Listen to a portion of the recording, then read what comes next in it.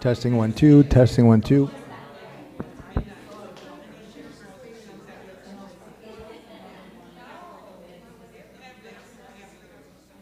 Testing 1 2. Testing 1 2.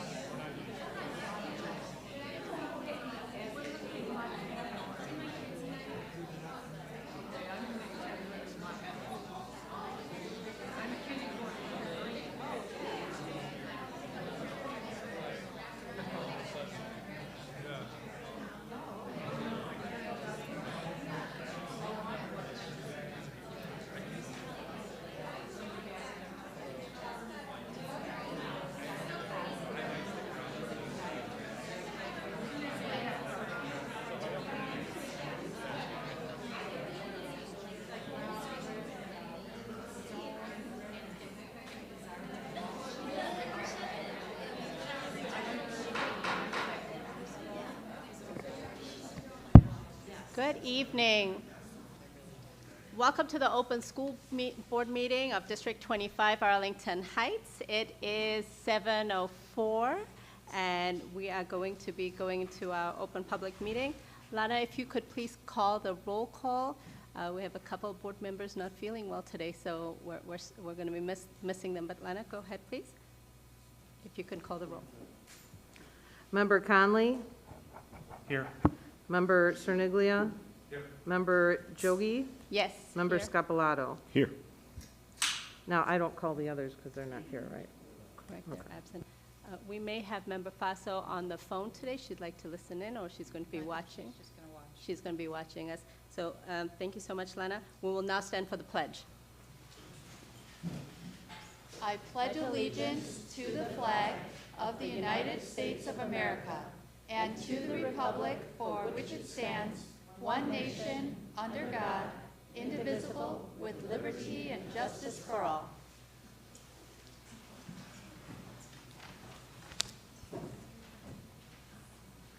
Okay. It's really nice to see so many faces here today. Thank you for coming, everybody. We're now going to go into an exciting part of our board meeting every week, every time we meet, and it's recognitions. And we're super excited that our district has been named the Best Communities in Music Education Award recognition of music, band, and music for youth teachers. And we truly thank our dedicated, creative, passionate, enthusiastic, and caring music, chorus, band, and music for youth teachers. The district has been awarded Best Communities for Music Education, national recognition by the National Association of Music Merchants Foundation. And the foundation recognizes and celebrates school districts for their support and commitment to music education. So we're so proud of this achievement. Thank you, and I think Dr. Becky Fitzpatrick is going to do the recognition for us.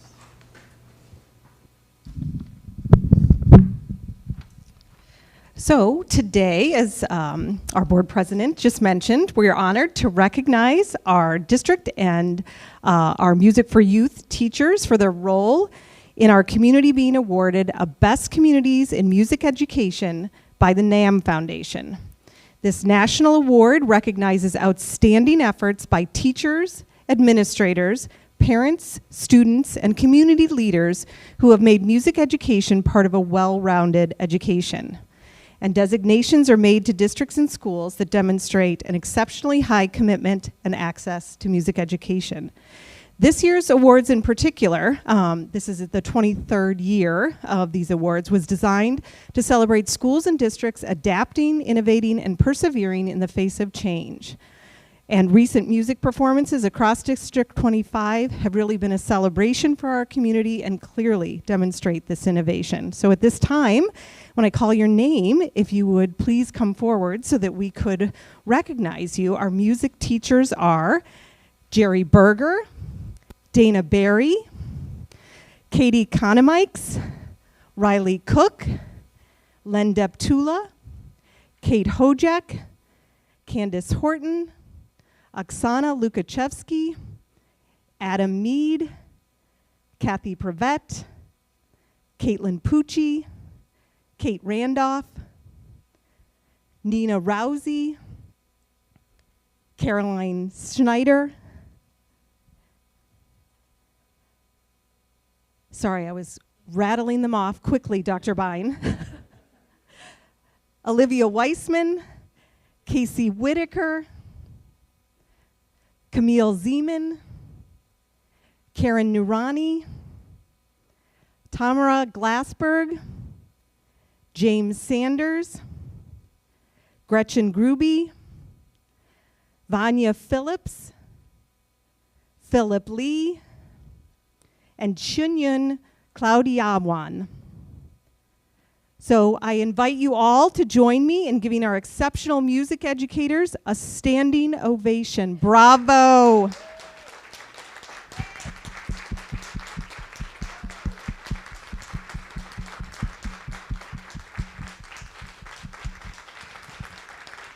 Thank you so much all for being here tonight. We really appreciate your work.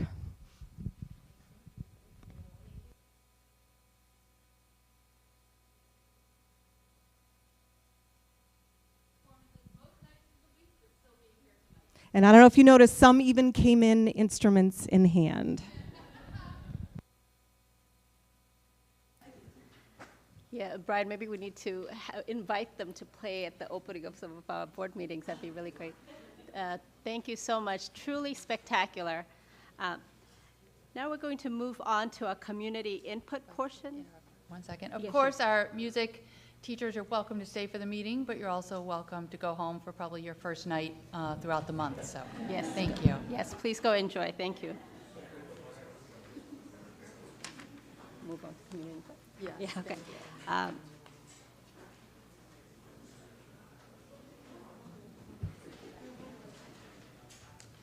While they are leaving, I'll let the board know that we also shared the great news of this award with the mayor of Arlington Heights and trustees. We just mailed a letter to them late last week, so they should be becoming aware of that this week. And we thanked them on behalf of the school district and the support that they provide for us in making sure that we can continue things like music for our kids. That's incredible. That's awesome. Okay, we will now move on to community input portion of our meeting. And I would like to notify our guests today that you're all welcome and we're glad to see you. The opportunity to speak to the board is provided for members of the public who have a comment to make about the business of the board. The board appreciates hearing from stakeholders and values your thoughts and questions. As the board strives to make the best decisions for the district, public input is always helpful. In order for the board to reserve sufficient time to conduct its business and to operate its meetings in the spirit of civility and decorum, speakers are expected to follow the following guidelines. Number 1, please address the board only at the time provided on the agenda and only after being recognized by the board president. Number 2, identify yourself and please be brief. Your comments must be limited to a maximum of 3 minutes. The board may shorten this allowed time in order to conserve time to allow the maximum number of people the opportunity to speak. And number 3, please be respectful and courteous, and the board requests that you not make any statements that are personally disrespectful or condescending to members of the board or staff. The board typically does not respond to comments or attempt to answer questions during the public comment period, but we do listen intently and appreciate the input from our community. Dr. Bine, do we have any slips? Oh, we have slips right here, thank you. Our first public comment is from, if I can read this correctly, Joan Candle, I believe. Is that correct? Please correct me if I didn't say it right. Joanne, thank you. Well, Yes, please. thanks, Joanne. Thank you. So I'm Joanne Carroll, and born and raised in Arlington Heights, and raised my children elsewhere, but I'm back in Arlington now and love it. Always have loved it. Came from one of 7 kids, very hardworking parents who fought hard and long in a lot of things going on in Arlington Heights back when we were all raised. So I wanted to start out by thanking the board, Stacy, Lori, the other gentleman, Joe? Is this? Ryan, I'm sorry. Great presentations, and I wanted to thank them for that. And some of the board members, Greg, Dr. Joji, and Rich, who's not here, for coming and hearing our points, hearing the concerns. It would be nice to see if, other board members to come to the other meetings so that you guys can hear it firsthand. A lot of pros and cons. So thank you for your attendance in those meetings. I did want to address a couple points on the $8,000 study that we paid for and was, I believe, presented to you folks on March 1st, or at the March 8th meeting.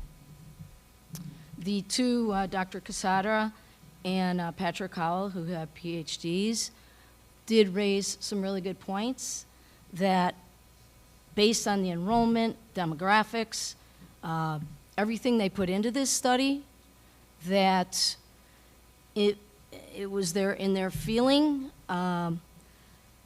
that Table 7 in this study shows the kindergarten enrollment should increase slightly above status quo levels. And if student in migration and transfer from private and parochial schools occur as anticipated, which is likely their honest opinion, that would be Plan B, not Plan C. They go on to make a concluding remark with a caveat of the unsettling times we're in, COVID-19, everything else. To implement a free kindergarten program at this time is highly risky. I hope all of you board members who voted on this took that into consideration. And I mean, if you were given a medical procedure that was considered highly risky, would you guys just go for it? You know, I wish that you had put more thought into it, and I hope that, you know, if this doesn't pass, that things will be revised for November to a more responsible level of tax increase. It's not fair, not right. Thank you.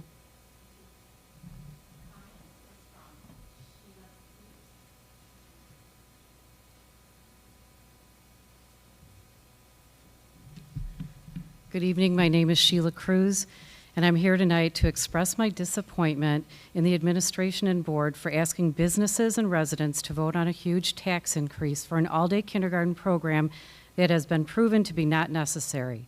You tout the referendum as providing child care to low-income families. The 2022 census reports the average Arlington Heights household of 3 has a combined income of over $100,000, not low income. The 2022 federal poverty guidelines for a low-income family of 3 says you would be having a household income of $23,000. Not many people living in Arlington Heights on a $23,000 budget unless they live with a senior citizen whose mortgage is paid. 22% of Arlington Heights residents are seniors, and then they shouldn't be paying for child care in the first place. Dr. Bynes said kindergarten is not required by the Illinois state law, so why are you pushing this agenda? You paid for an enrollment study and an opinion study in February, a public opinion study in February. Dr. Casarda, PhD in school demography, says the half-day kindergarten program is working just fine as is, and given the slow growth in Arlington Heights for kindergarten, will be just fine till 2032 due to expected decline in student population. And as for a full-day kindergarten program, Dr. Casarda projects only a modest increase in the next 5 years. And he cautions venturing into an all-day kindergarten program scheme is highly risky, given the inflation since the highest inflation since the 1940s and emerging from COVID pandemic. The public opinion study resulted in 48% surveyed said parents should pay for an all-day kindergarten program, while 42% said the district should provide it and 9% didn't respond. These same responders said your buildings were just fine, but Ryan Schultz, superintendent of facilities, claims he needs $32.9 million in infrastructure right now, despite having a $57 million reserve. Stacy Malik, finance officer for the district, reassured us taxpayers that we'll pay every year for 20 years, should the referendum pass. And as our property values increase, so will this tax. On a $400,000 home with no reassessment in 20 years, that's a $6,000 bill for a very expensive kindergarten. On the heels of the surveys that do not support the referendum, you are pushing this ballot on a June primary that has never been done before, banking on a low turnout and a majority win. Most residents would expect to see this vote during the primaries in November. Since the full-day kindergarten in a few schools, practice that and charge the parents, like some of the other towns around us, charge the parents. After all, kindergarten is optional in our state. But do chip away at the infrastructure with the funds you have now. You claim these are life safety issues. Please address those. Thank you. Thank you, Ms. Cruz. Our next speaker is Roger Berg.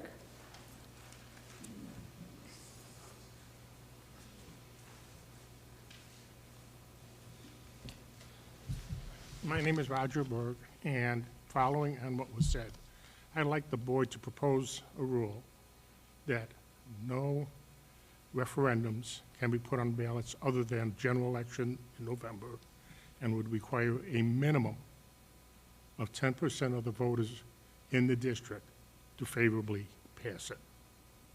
Simple, plus responding to the voters and asking the voters for affirmative proof. 10% is an insignificant portion to ask for. Thank you.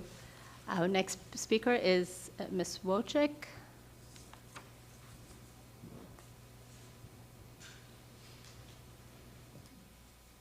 Good evening. My name is Eva Wójcik. Last Friday, Thomas Middle School and likely other middle schools in our district were celebrating the Day of Silence. I learned from another parent. I emailed my principal for more info, and she explained the Day of Silence is a national student-led demonstration where LGBTQ students and allies take a vow of silence to protest the harmful effects of harassment and discrimination of LGBTQ people in schools. So the members of the TMS Pride Club created a presentation on it, which was shown in the morning announcements and was posted on the school website. Those who wanted to participate were able to get a pass or make their own and show it to everyone who asks them why they are silent.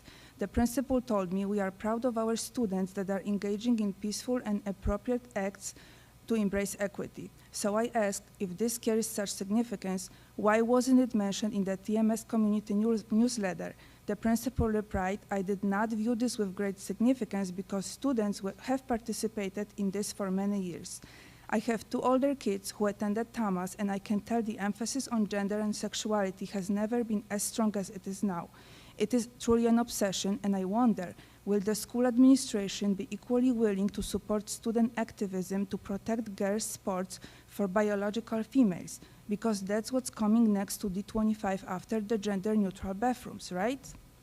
Next question, which other club is promoting its ideology to the entire school, and what other demonstration is taking place during instructional time? While the principal said many of our clubs share information about their work in the daily announcements, she was not aware of any other demonstration events scheduled. The principal didn't think that a student who is silent is not actively participating in classwork, saying there are a variety of ways that students actively participate and communicate in class aside from speaking verbally. So the school doesn't see any problem with such demonstrations and doesn't recognize they make some kids very uncomfortable. My daughter missed school because of this. She took her first mental health day, and I was asked if she needed to talk to a social worker, which would make this even worse for her. I received nothing more than programmed responses, which only confirmed the district's agenda that's being pushed so hard. I have a reason to be frustrated about things being done without parents' knowledge when I come across information about the organization that is promoting this event, the same organization that is targeting kids, getting them to come to after-school clubs where they would systematically and secretly change their gender without parents' consent. D25 is proud of any DEI initiative, so I hope there's going to be a talk about this peaceful demonstration tonight when we are showing what our kids are doing at their schools, learning politics and activism instead of getting solid education. Thank you. Thank you. We'll now move forward to our consent agenda portion of our meeting, and can I have a motion? Madam President, Yes, Greg. I move that the Board of Education approve those items on the consent agenda as follows. A, personnel report and addendum to personnel report. B, invoices. C, organizational, regular, and closed session meeting minutes of April 21st, 2021. Thank you. May I have a second? Second. Thank you, Chad. So, this product by. So for the consent agenda, you don't typically need a discussion, so you can go ahead and Alana could call the roll. Okay, great. Thank you, Len. Member Cherniglia? Yes. Member Jogi? Yes. Member Scapalato? Yes. Member Conley? Yes. Thank you, Lana. We're going to be moving into communications to and from board members, and this is an informational item. We have the first one will be Nsseo, and we have a report sent from board member Gina Faso. Dr. Vine? Sure, I can read that. Thank you. Gina shares that the Kirk Campus Student Market will be on May 14th from 9 a.m. to 12. This is their first student micro-business student market. The focus is on student micro-businesses and vocational experiences. The students are busy working on their projects for the market and are learning and using important vocational skills. On sale will be plants, dog treats, candles, snacks, and more. The students will be working the event to sell their products and engage with our community members in order to provide them with a meaningful work experience that extends beyond their classroom. This will be held at Kirk School in the back parking lot and is a cash-only event. Again, that's on May 14th. Some upcoming NSSEO graduations. Gina shares that these events are touching, emotional, and demonstrate the hard work and effort that guide and support student success. The Kirk campus graduation will be on May 24th. The minor school junior high graduation will be on May 25th. And the Timber Ridge junior high graduation will be on May 26th. And finally, there is a Timber Ridge golf outing on Saturday, June 4th. This is always a great and celebratory event, and as a non-golfer, offers a good time without the need to participate. If you or your friends love the game, please feel free to share the information and the raffles, and most importantly, the student scholarship event. There's some awesome highlights, and it provides a great opportunity for college advancement for Timber Ridge graduates. Okay, thank you, Gina, for sending in that report, even when you're not feeling well, so we appreciate it. Next, we have a report on IASB, and that's the Illinois Association of School Boards.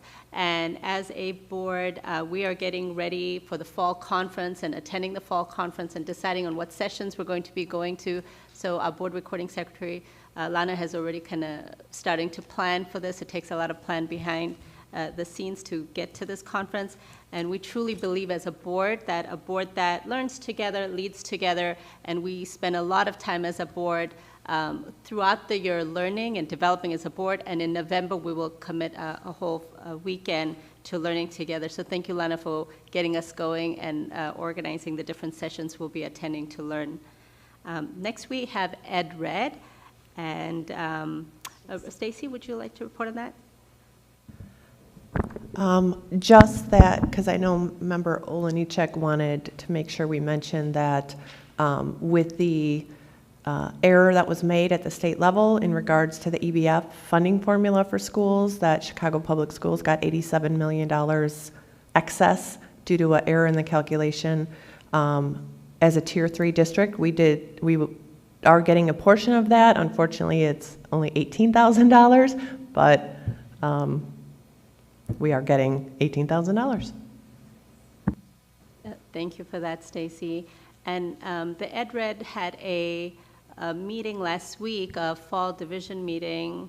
I think they call it the State Legislator Dinner. And Dr. Bine, myself, and Board Member Philippek were there, and we always share notes with the rest of our board members.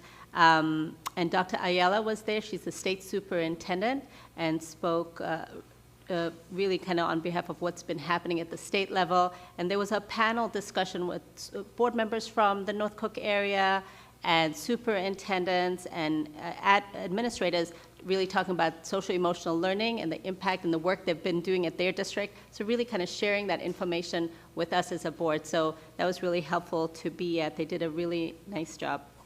And next we have, let's see, we're going to be moving on to other board communication. And for that, the first speaker we have. Actually, this is just if anybody has anything else. Oh, yes, to share. our board communication. So if there's any board communication from our board members, this is the time we'd love to hear. Yep. Okay. Well, actually, there was a couple of things that happened during the week, right? Or during the last couple of weeks. I want to thank the Arlington Heights Council PTA, hosted a fabulous scholarship breakfast, and they fundraised to give our inspiring students a scholarship that they then move on, our seniors go on to, and that event was held here last week. It was really nicely done. Nicole was running around trying to put that together with her whole team, and we so appreciate it. And the stories that came from the high school students were truly inspiring. The committee had warned us to keep a tissue close by, and I didn't take them up on that warning, and then I really needed that tissue. So it was just such impressive students, and they're so grateful to District 25 for their journey moving forward. And we're going to be following their impact journeys as they move on into the world here. So that was one thing. And then last night, board members and Dr. Vine and administrators, I know Dr. Fitzpatrick was there as well, and our principals were there. We were at the Arlington Heights Art Appreciation event at the art show at the Arlington Heights Memorial Library, and our students did a fabulous job, the art teachers. The event was really fabulous, and we're grateful to Arlington Heights Library for hosting that event. So all these fun things happening. May is a busy time. Our calendars are full of exciting things. So now we can move on to communication to board members, and our first communication comes from Nicole, please.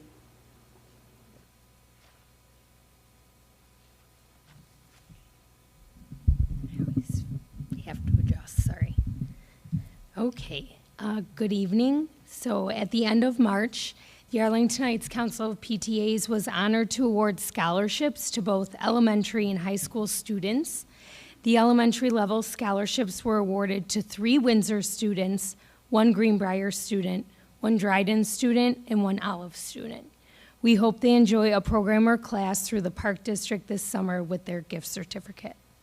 Just last week, as Anisha spoke of, we also awarded 9 high school seniors, each with a $1,000 college scholarship.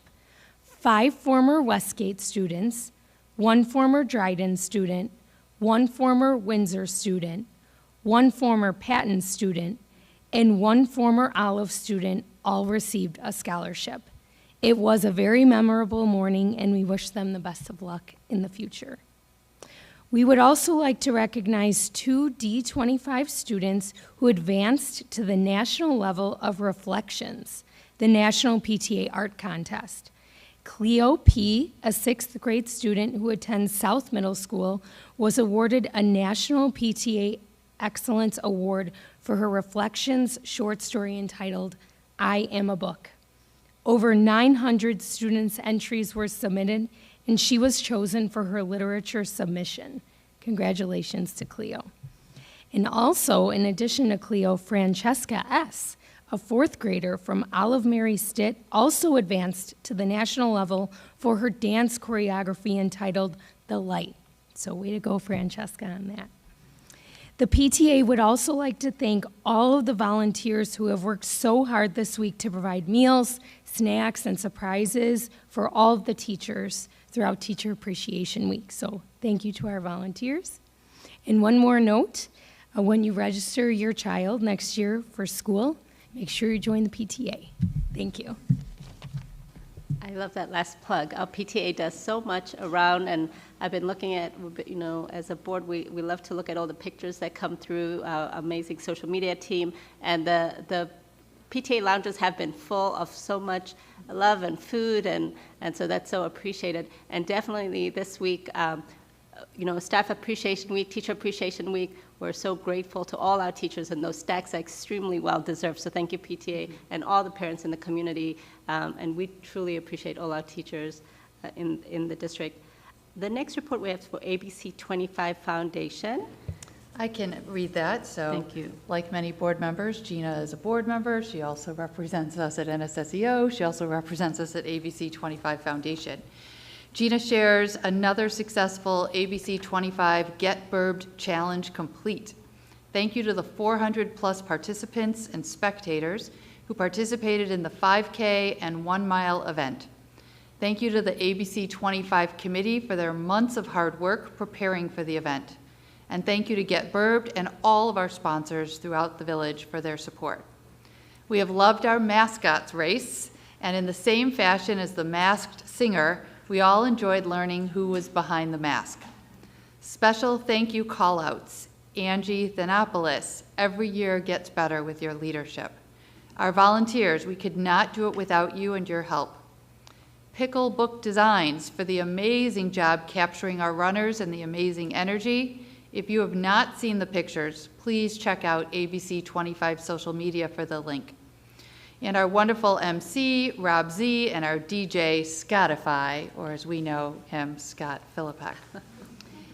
This year was inspiring to us all, and we appreciate all of the community participation and support. We're so proud to be able to raise money through this event and others to give back to our amazing teachers.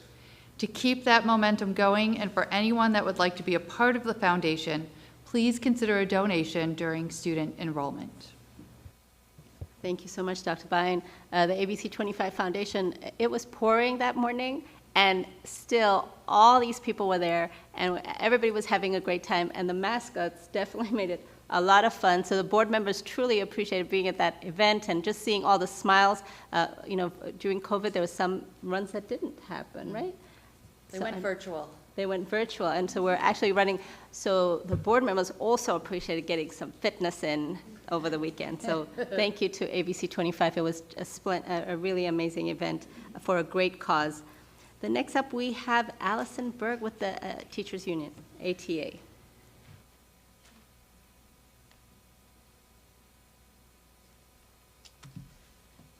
Good evening, everybody. Tonight I am wearing my district t-shirt because I am not focusing on any one particular school, but a few district activities.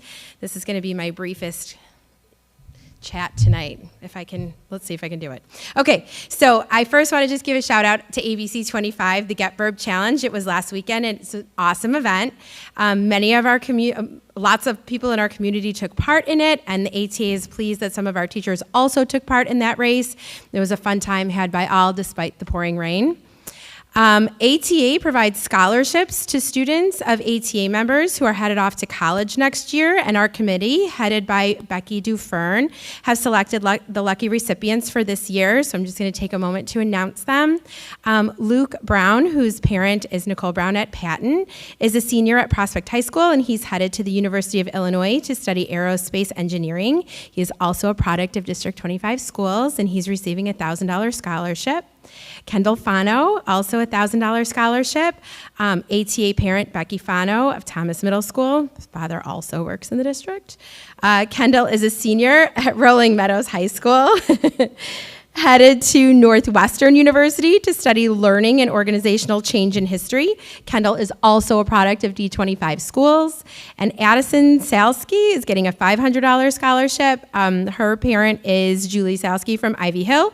Addison is a senior at Mundelein High School, headed to Iowa State University to study music education, which is timely for this evening. So I wanted to, again, shout out thank you to Becky Dufern and the rest of her committee for taking the time to read those applications of all the deserving students and choosing our recipients for this year.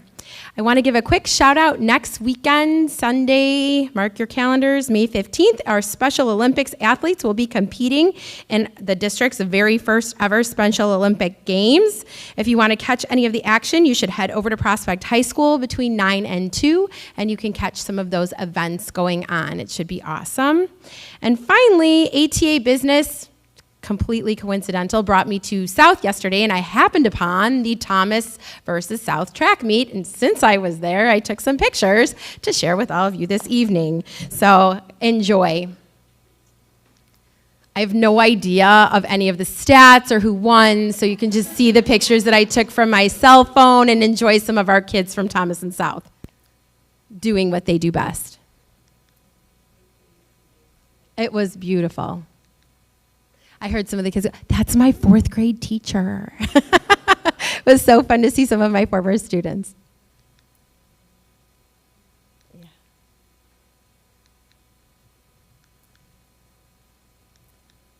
I tried so hard to get action shots, but they all just kind of look the same.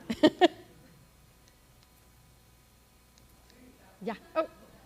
And that was the official business that I went over there with Mr. Kim, one of the coaches. And just a quick shout out, which I didn't have in my notes, but thank you to the PTA for all the lovely treats that the teachers have been getting this week for Teacher Appreciation. We do feel so appreciated, and I know I can speak for all of the teachers here in District 25 that we're very lucky to work in such a great district. So thank you. Have a good evening.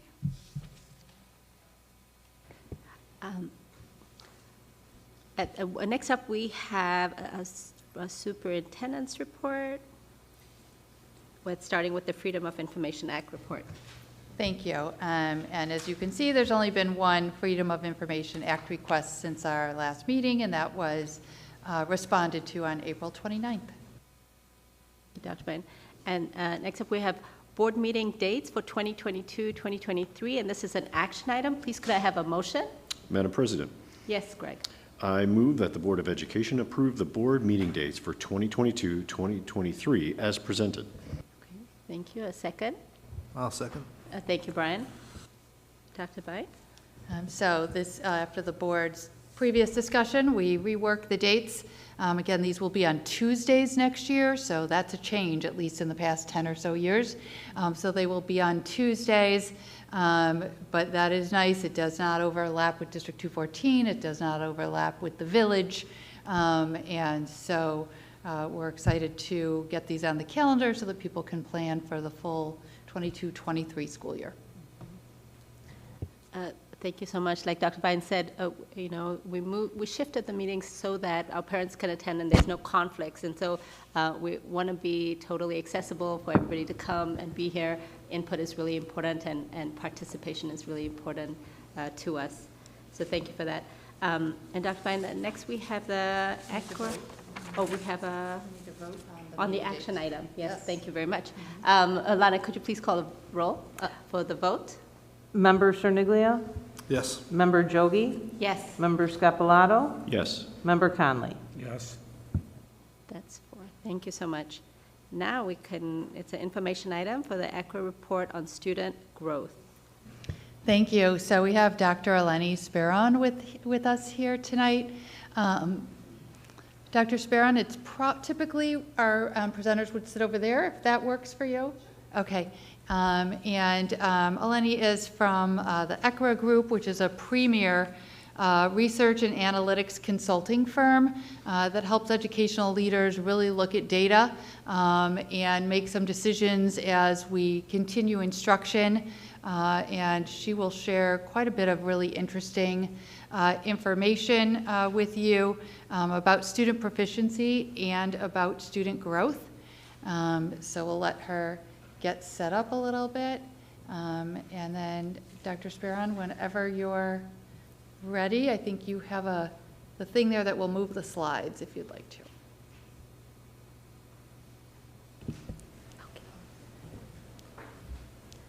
Hello, good evening. I am Eleni Speron. I'm actually the dedicated consultant for District 25, and I'm happy to be here. So we're just going to go through some slides today that talk about the state of the district in terms of academic proficiency and growth. So we're going to start by talking about proficiency, then we'll go into growth, we'll review some student groups, and then we will talk about academic return on investment around some of the programs that you have in the district. Oops. Okay. Oh, okay. Got it. Yep. Yep. Sorry. No, I got it. Oh, to the left. Oh, okay. Nope. Okay. Okay. So in terms of the main topics, we have proficiency and we have growth. So when we're trying to look at the the quality of a school system, traditionally we've focused on proficiency, which is really answering the question of what % of the students are meeting either math or reading standards. Growth has become more popular the last 5 years, both around the state as well as the nation, because it is a more equitable approach to assessing improvement efforts. And growth is really looking at how much students are learning or growing across assessments across time. With the ECRA analytics, you have a very systemic approach to look at growth, where you can actually look at growth all the way at the utmost level, the highest level, which would be a district level, as well as going all the way down to individual students. So it's a really systemic way that you can try to understand what the impact is of different programs and initiatives, curriculum that you have here in your district. Still going too fast. Okay. All right. So we're going to start by looking at the proficiency for mathematics. And so what you see here on this slide is the proficiency, and it shows all the way down to first grade up to 8th grade. And then at the very bottom, you see a summary row that shows you the proficiency for the entire district. And this is using the spring NWA MAP data. And you can see that it's 46% of the students are proficient in math, and the younger grades start out, and this is a cross-section, so this is different groups of students. It's the grade level trend. So you can see that the younger grades are a bit higher. There's a little bit of a dip there in 4th grade, kind of goes back up in 5th grade, and then dips a little bit again in 6th and 7th grade, and then goes back up a little bit in 8th grade. And then we have reading. So for reading, you could see that the percent of students, thank you. That's okay. The percent of students that are meeting the reading standards, they're a little more similar when you're looking across grades. So you'll see, for example, you don't see that dip there in 4th grade. There's a little bit of a decrease there in grade 6 and grade 6 and grade 8. So to help put all of the proficiency information in context, what we can do is we can look at national percentile information, so we can see how the students in your district, in District 25, how their performance compares to that of students in the nation. So if we look at the national percentile information for the spring map, and we compare that for different local percentiles, we can then try to answer that question of how does the student achievement here in the district compare to that of students in the nation. So what we did is we looked at the district scores that correspond to the local 25th, the local 50th, and the local 75th percentile, and then we found the corresponding national percentile. So what you see here on this particular slide, you see the information. The red line depicts the local 25th percentile, the green line depicts the local 50th percentile, and the blue line depicts the local 75th percentile. So the average student in the district is represented by the local 50th percentile. So you can see that the local 50th percentile maps to the 72nd percentile in the nation, and I'm actually focused right now on that last row that summarizes the information. So what that means is that the average student in the district is performing better than 72% of the students in the nation. When you look at the local 25th percentile, you can see that it's about at the 50th national percentile, which means that those students perform better than about 50% of the students in the nation. When you look at the local 75th percentile, you can see that to the nation that maps to the 87th percentile, so the students there are performing better than 87% of the students in the nation. So collectively, what this is telling us is that your students are performing better than the average student in the nation in mathematics. So when we look at the same information for reading, we're looking at those 3 different local percentiles. Thank you. For reading, you can see same story, that the students are performing better than the students in the nation. If you look at the average student in the district, again, is at that local 50th percentile, so that's that green line. And you can see that at the nation, that maps to about the 72nd percentile, which again means that the average student in the district is performing better than 72% of the students in the nation. Even if you look at the local 25th percentile, so the students that are on that lower end of achievement in your district, to the nation, that maps around the 50th, the 49th percentile. So again, collectively, this information is telling us that the students, in terms of their achievement, you're doing much better than the average student in the nation. Okay, so now we're going to switch a little bit and we're going to talk about growth. Yeah. Okay, so when it comes to looking at growth on these academic assessments, what's important to keep in mind is what we call a projected versus an actual framework. So in order to measure growth on an academic assessment, we have to first be able to predict or project where a student is going to score. And once we have that information, then when a student actually takes the test, like the spring map assessment, we can ask the question of how close did the student get to what we projected or predicted for the student. In terms of how we come up with that projection for a student, it's important to note that it is personalized to each student, and it is based on multiple data points from the past. So I really liked 4th grade, so I use 4th grade as my example, but if I'm in your district and I'm in 4th grade, the question then is, what assessments did Eleni take when she was in 3rd grade? So if I took fall, winter, spring, I took the map test and as well as the state test at the end of the year, we're gonna look at all that information in 3rd grade, plus the local norms that we've established for your district for 4th grade, and that's how we're going to come up with that projection for me for the 4th grade test.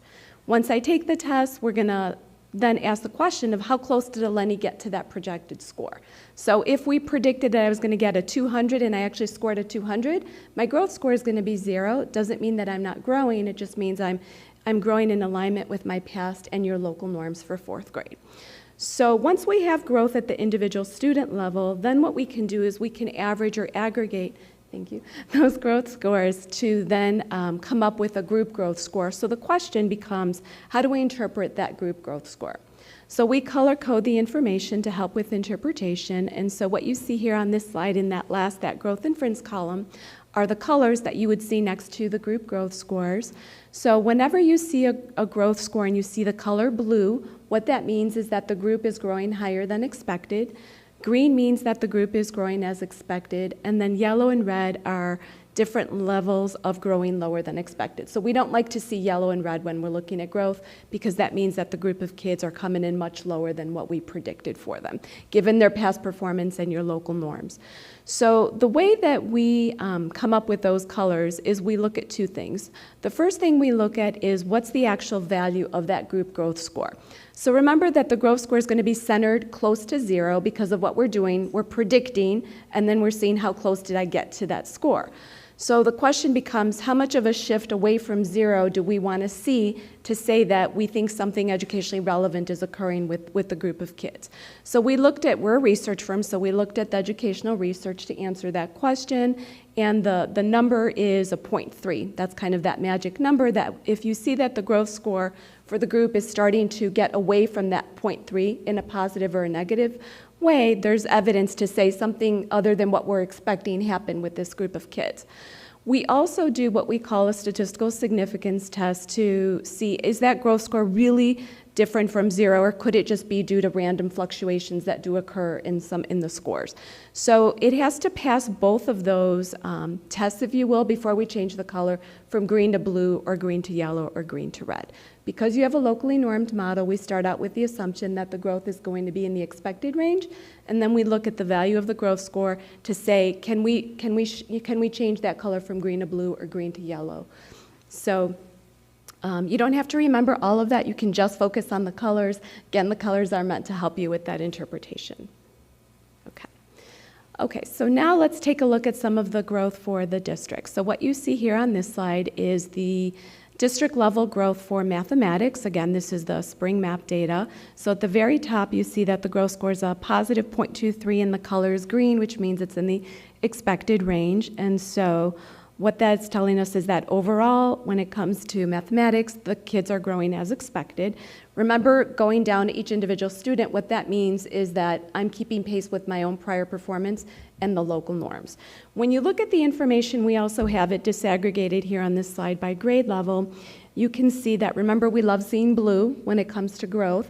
So you can see that there are several grades where we do see that the growth score for the group is blue. And that's for grades 3, 4, and 5. And what you see here is it tells you the student count. That's how many students we have individual student growth scores for. We also overlay the proficiency or the benchmark information. That's that percent that are meeting the benchmark. That's the proficiency information there. At the very end, that growth effect size, that would be for the entire group. That's the average or the aggregate. You also have columns there for high growth, expected growth, and low growth. And that shows you for the individual students what percent are in each of those categories. And so you have some really good growth at the end of the year. Again, this is using the MAP data, and that is giving us evidence that the group of kids, there's been enough of a shift there for those grade levels that there's an impact. Something is working for those kids because they're outpacing where we predicted they were going to score given their past performance and your local norms. And then you do see that for the other grades, it's in the expected range. The good news is there's no yellow or red. We are coming out of a pandemic, and we did see that last year there was a lot of pockets of yellow and red in school systems, so that's good news. So now let's take a look at reading. So this is the overall growth score for reading. You can see it's green, which means it's in the expected range. And when you look at the grade levels, you can see that grades 4 and 5, from my lens, I have no idea why we're seeing that, but when I see blue, I get excited because there's something impactful happening, and you have it for grades 4 and 5 for both math and reading. So that's really good, and the work then would become going in and looking at the different buildings to see, is it happening in all the buildings, is it just some of the buildings, and why is that? Because we want that to continue. Okay, so now we're going to talk about student groups. And what you see here on this slide, we are looking at mathematics, and these are the student groups that, that you report to the state on your demographic roster. So in that first column where it's labeled group, you see the higher level category of the group. In the second column where it says student groups, I'm going to just stick to the first 2 rows. For an example, we're looking at ELL students. And so the first row then tells us the information for the students that are designated as ELL. The second row would be the information for students that are not designated as ELL. You can see the student count. The percent that met the benchmark is important to look at because this is where we can see if a gap is there for the achievement, the proficiency gap, which we know exists. That's why we look at these student groups. We're trying to close those gaps. So you can see that there is a gap there between the students that are designated as ELL and not ELL. So then what you want to do is you want to go all the way to the end. In that last column, what you want to see is there a potential growth gap there? And you would know if you had a growth gap if the group that has historically underperformed, in this example, the ELL students, if you see a yellow or a red next to that growth score. So we don't see that, which is good. We see a green for both groups, the ELL and the not ELL. And what that's telling us is that both groups are growing as expected. But what we like to point out, though, when we talk about these student groups, though, is if both of the groups are growing as expected, what that means is that gap in achievement is just holding steady. It's not getting better, it's not getting worse, but it's just holding steady. So the only way to see evidence that gap will start to close is to see blue next to the group that's historically underperformed. So that's what we would like to start seeing next to some of these groups where we have these gaps. If you just if you're in that percent that met the benchmark column and you just kind of scan your eye down, you can see that the IEP students compared to the not IEP students, that's the most significant gap that you have there. Okay. All right, now we're going to do the same thing, but this time we're going to look at reading. And so when we look at the information for reading, again, we can look at that percent that are meeting the benchmark column to see what the gap is there. So you can see the difference between your ELL and your not ELL students, 16% to 54%. That's that gap in achievement. What we don't want to see is a growth gap. When we see that both groups have the same color, which is green there, they're growing as expected. That's good because there's a growth gap, but it just means that achievement gap is just holding steady. And then if you kind of scan down that percent that are meeting the benchmark column, you can see that the IEP students in reading as well, that seems to be the largest gap there that you have for both math and reading. It would be those students. So that's the group that you really would like to start seeing some blue as you kind of continue to monitor these results. Okay, so now let's talk a little bit more about academic return on investment. And so when you're thinking of academic return on investment, what you're trying to do is you're trying to quantify the impact of an investment on student growth above and beyond what would have happened anyway. And so what we do see is that districts will often ask the question of how did students in the program grow? And that's really not the best way to look at academic ROI. The way you really want to address academic ROI is to ask the question that you see there, which is how did students in the program grow compared to how they would have grown without the program? So remember that what our analytics are doing is we're projecting where a student is going to score based on their history and your local norms. So if you're placing a student in an intervention or some other type of program, what's the magic color that you want to see next to their growth score? If it's having an impact, it's going to be blue, because that means that they are scoring a lot higher than what we predicted, and there's evidence that whatever you're doing for that student is having a meaningful impact. So now let's go ahead and look at some of your programs for math, and again, this is looking at spring NWA MAP data, and you can see that in this particular slide, we're looking at students that are in advanced math courses and students that are not in the advanced math courses. So if you look at the percent that met the benchmark, you can see that the students that are in your advanced math courses, just about all of them are meeting that benchmark, 99%. The students that are not in the advanced math courses, it's 31%. And then when you look at the growth rates for the two groups, the students that are in those advanced math courses, because we see that blue next to that group growth score, that's telling us that those kids are growing higher at a lot higher rates. When you look at the math intervention, which is the last two rows, the students that are receiving a math intervention, about 2% of them are meeting the benchmark compared to 45% that are not in a math intervention. So that tells me, I don't know how you're selecting kids to go into these interventions, but that tells me that you're placing the right students in the intervention. When you look at the growth for both groups, it's green for both groups, but it is trending higher for the students, actually for both groups, but especially the kids that are in the math intervention. And I know that because of the value of the growth score is a positive 0.29. So if you remember, positive 0.3 is kind of that number that we're looking for.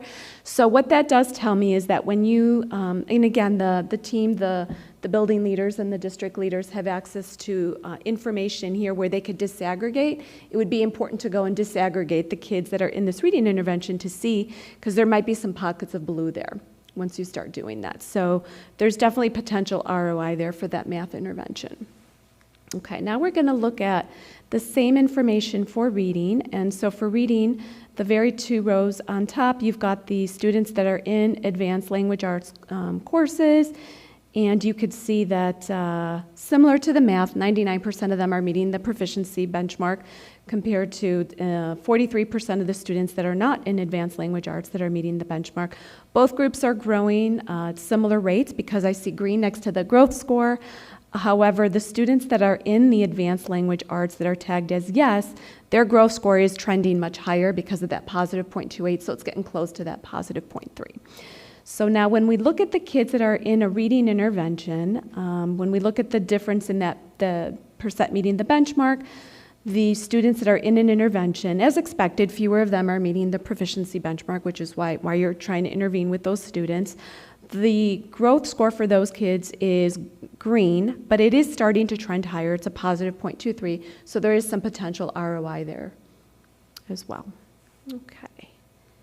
And so just to kind of summarize, so some of the things we've talked about. So the first thing that is important in terms of the context is that your students here in District 25 do significantly outperform the nation in both math and reading.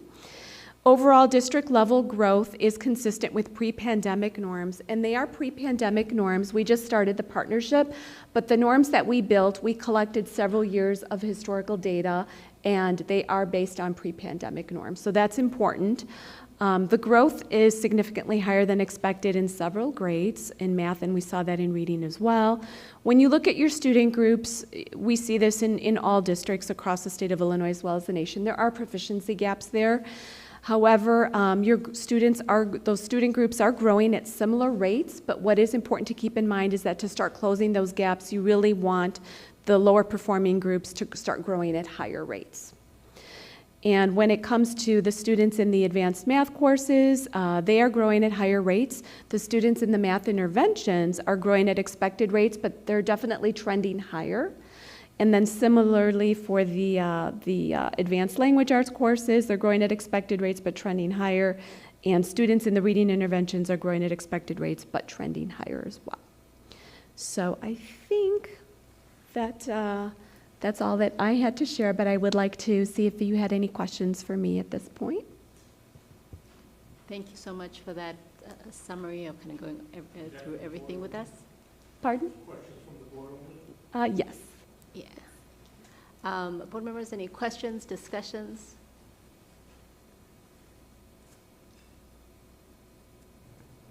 I'll just jump in quickly and, again, thank you, Eleni.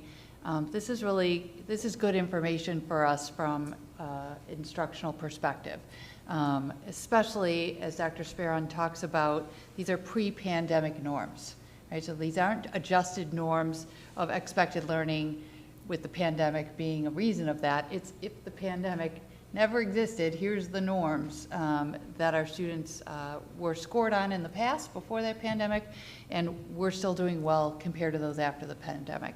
As we've discussed with the board, right, we've got a 3-year plan in place of interventions and supports, but I'm super excited and maybe not surprised, but just so crazy proud of our teachers because the work they're doing especially those interventions that the board supported us putting in place, are having the impact we need them to have to help kids get back to where they were pre-pandemic.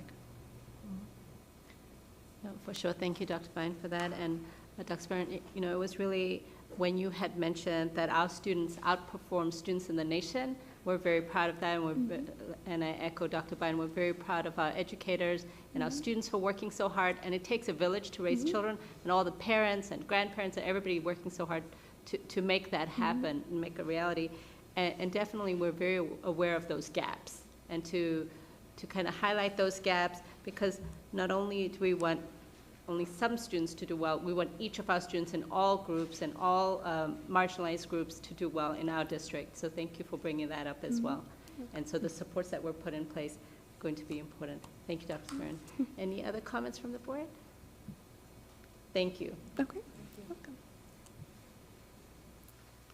Okay, next up we have business and finance topic about presentation of bond sale options that Ms. Malik will talk to us about. So Elizabeth Hennessy from Raymond James is here with us tonight.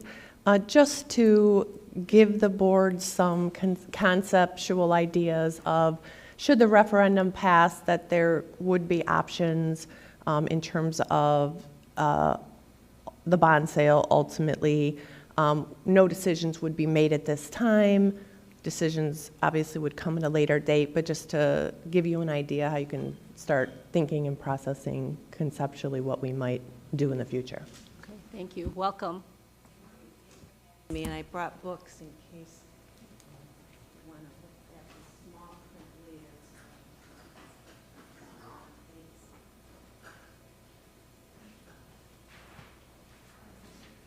So I can do this, or you just aim it over there at the door, because that's where the, you just click that.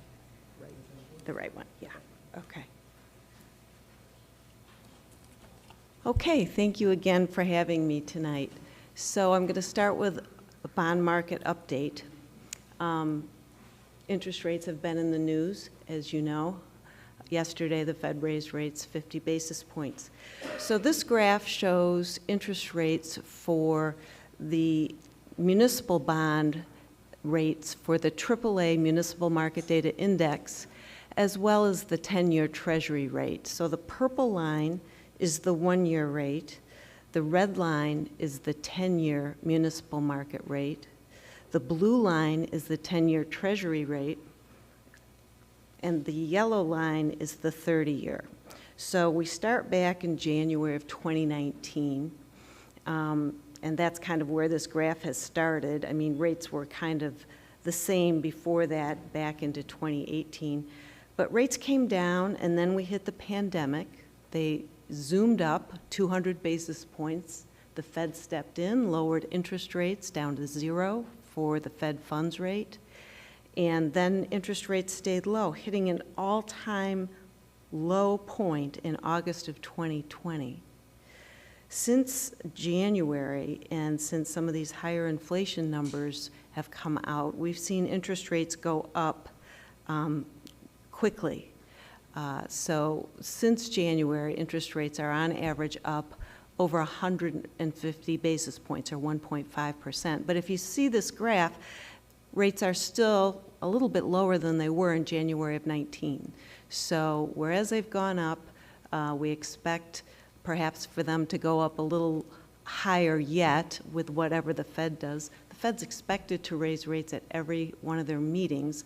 A lot of that is already built into the bond market. So for example, yesterday when the Fed raised rates 50 basis points, because they telegraphed that message so thoroughly, the municipal market didn't move at all.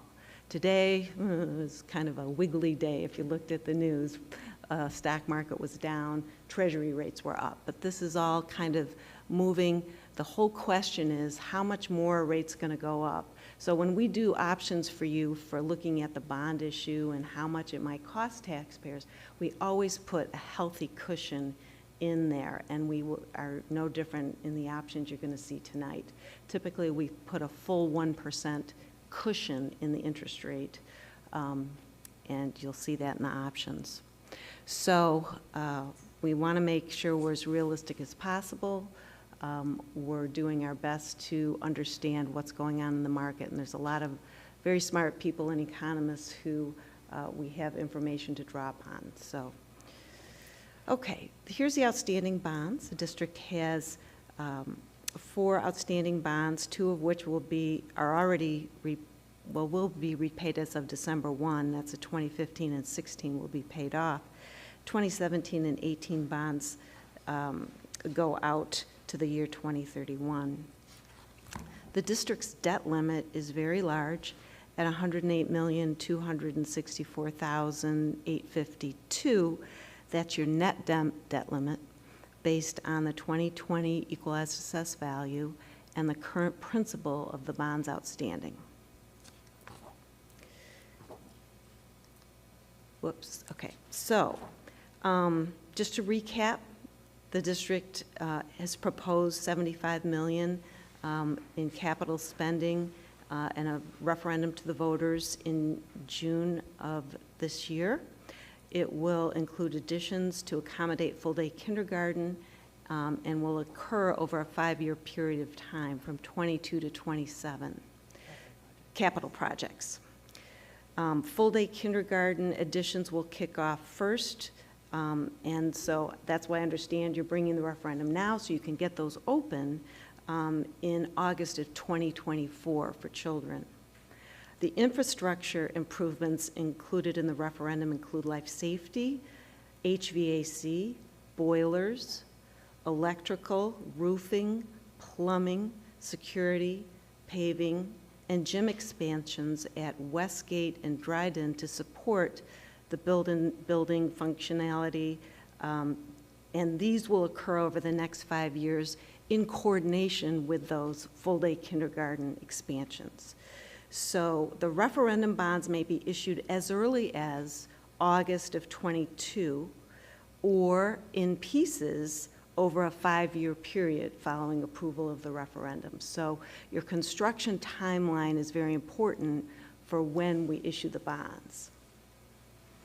The following options are going to look at one option issuing all $75 million at once in August of 22 versus issuing $60 million in August of 22 and $15 million in June of 25. So that would also work with your construction schedule, and there may be more options as we go through this. But the one thing to keep in mind as we look at these options, whenever you issue bonds, you need to expect to spend 5% of the proceeds in 6 months and 85% of the proceeds within 3 years after the issuance of that bond. Okay. All right, so the first option is $75 million issued all at once in August of 22. The payments on the bonds are level, meaning like a mortgage, principal and interest payments are the same every single year. So there will not be any escalation in those payments. If your tax base gets bigger, everybody's slice of the debt payment will get smaller. If it goes the other way, the opposite happens. But I think it's important to know that this is a very conservative schedule that is over 20 years meets the average life of your projects, which are going to be well in excess of 20 years when you're talking about bricks and mortar building, right? Okay, so the tax rate increase is about 26.3 cents estimated right now, and about $313 on the $400,000 home. The numbers we've used here include current interest rates as of March 31, plus a 50 basis point cushion. So here's the option if we issue $60 million in August of 22 and then come back in 25 in June and issue the remaining $15 million. In this case, we also have level debt payments. So when the two payment structures are put together, it's again level payments like a mortgage, each issue over 20 years. Because the issues are spread out, and we're not paying interest on the 15 million portion of the bonds right away, we're going to have a little bit lower interest costs, but of course it depends what interest rates do in the future. But the annual payments of the combined issuance is $5,220,000 on average, or a 24.7 tax rate, and the payment in this scenario would be $293 a year for that $400,000 market value home. So here we've got our interest rates plus a cushion for the Series 22, and then for the Series 25, we've got a bigger cushion of 1.5%, simply because that's further out, and we just don't know what's going to happen then. So just a little discussion about the pluses and minuses of each of these options. Oops. So issuing full $75 million at once reduces interest rate risk for the future because you're locking in the rate. We don't have to wait till 25 to issue the other piece and have uncertainty about what that interest rate might be. The other advantage is you're going to earn more interest on the investment of proceeds. So that can help with the construction costs. The important thing to remember, as I mentioned, we've got to be able to meet that 3-year spending schedule. So if your spending schedule is going to take longer than 3 years, we're probably more likely looking at option 2. So option 2 is the $60 million in August of 22 and $15 million in June of 25. So the advantage of this is lower annual payment and tax impact with the ability to spread each issue over 20 years. But the negative is you have interest rate risk on the second $15 million issued in 2025. The good news on this option is a majority of the issue, the $60 million, is in 22, but you still have some interest rate risk on that $15 million piece. It's easier to meet these arbitrage spend down requirements in this case if your projects take over the 5 years as we're expecting. The negative would be less earnings on the investment of proceeds. So I'll pause there and see if you have any questions. Liz, am I correct in looking at these options? The other difference is the first option, the bonds would be paid off 2 years earlier than the second option. So it does. That's correct. Doing the split does extend it a couple years. Yes, because each issuance is 20 years, so altogether 22. Madam President? So in either of these options, in either one, for any number of reasons that we could dream up, do you have to spend it all? So if we went 75 and there, you know, this fanciful scenario where construction costs are half, right? Now we have, does it go back to the taxpayer? Or if we went in the second scenario, 60, and now we don't need that extra 15 for some reason. So can you talk to me, how does that work? So there's a couple answers, I think, it's a couple questions, and so let me, firstly, you don't have to issue it all. If a miracle happens and construction costs go down, or if you get to 25 and you realize state just came up with construction grants, now we don't have to issue this last piece or something like that. So you don't have to issue it all, and in fact, after that 5-year period, it's unlikely you would be able to issue that authority if you hadn't done it by then. Second question, if you issue the bonds and you have the proceeds and now you don't need them because construction costs come in better than expected, you can abate those dollars back to the taxpayers. So you can reduce people's taxes by that amount that you borrowed. Mm-hmm.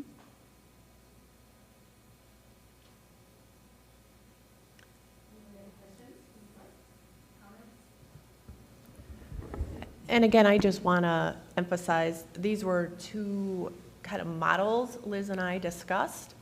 They're not the only two options. They're just kind of examples that should the referendum pass and we have those conversations coming back, those are the factors that will be important as we make those decisions. Right. Thank you. Thank you.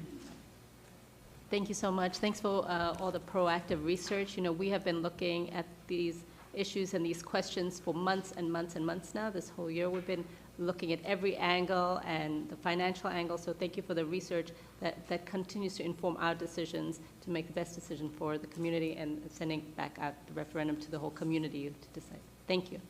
You're very welcome. Thank you. Liz. Talk to you soon. The next item on the agenda is the 2022-2023 Nsseo budget, which is an action item. I need a motion, please. Madam President, Yes, Greg.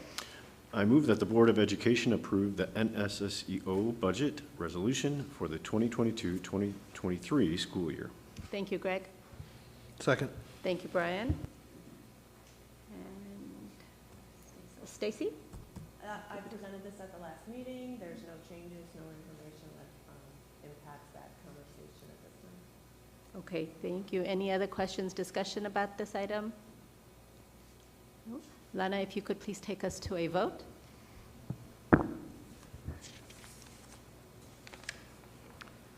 Member Jogi? Yes. Member Scapalato? Yes. Member Conley? Yes. Member Cherniglia? Yes. Thank you, Lana.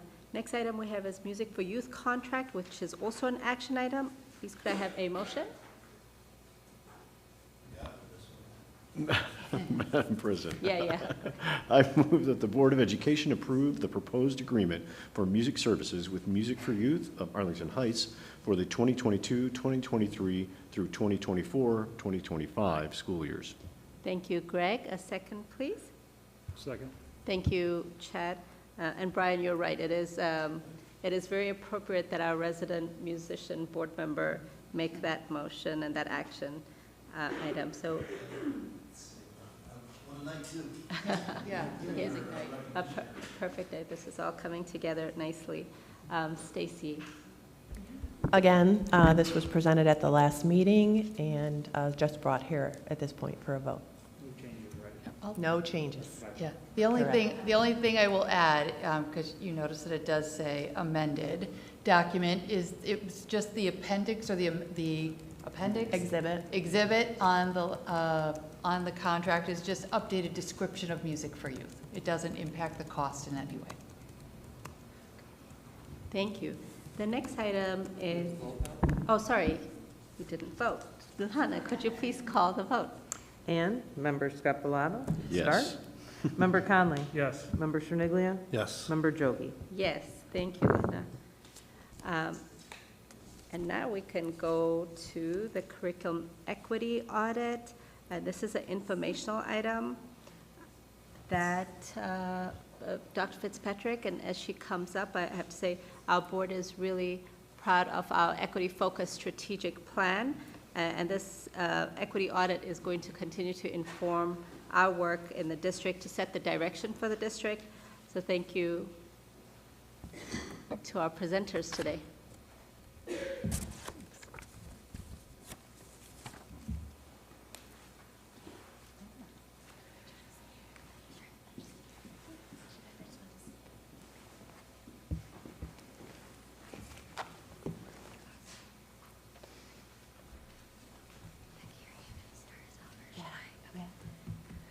And it's one of you. One of us have to We'll click take it, maybe. turns, yes. Hopefully make it work. Okay. Just put it Put it here. here? Okay. All right, welcome. Thank you. Thank you. So, as the board may recall, we embarked on a curriculum equity audit following the board's adoption of a diversity, equity, and inclusion policy and the new District 25 strategic plan, which incorporates an equity lens. The scope of this audit was to review our library media center collections and our literacy and social studies curricula. The audit is a starting point for examining our curricular materials and instructional practices and is guiding our work to support diversity and cultural competence.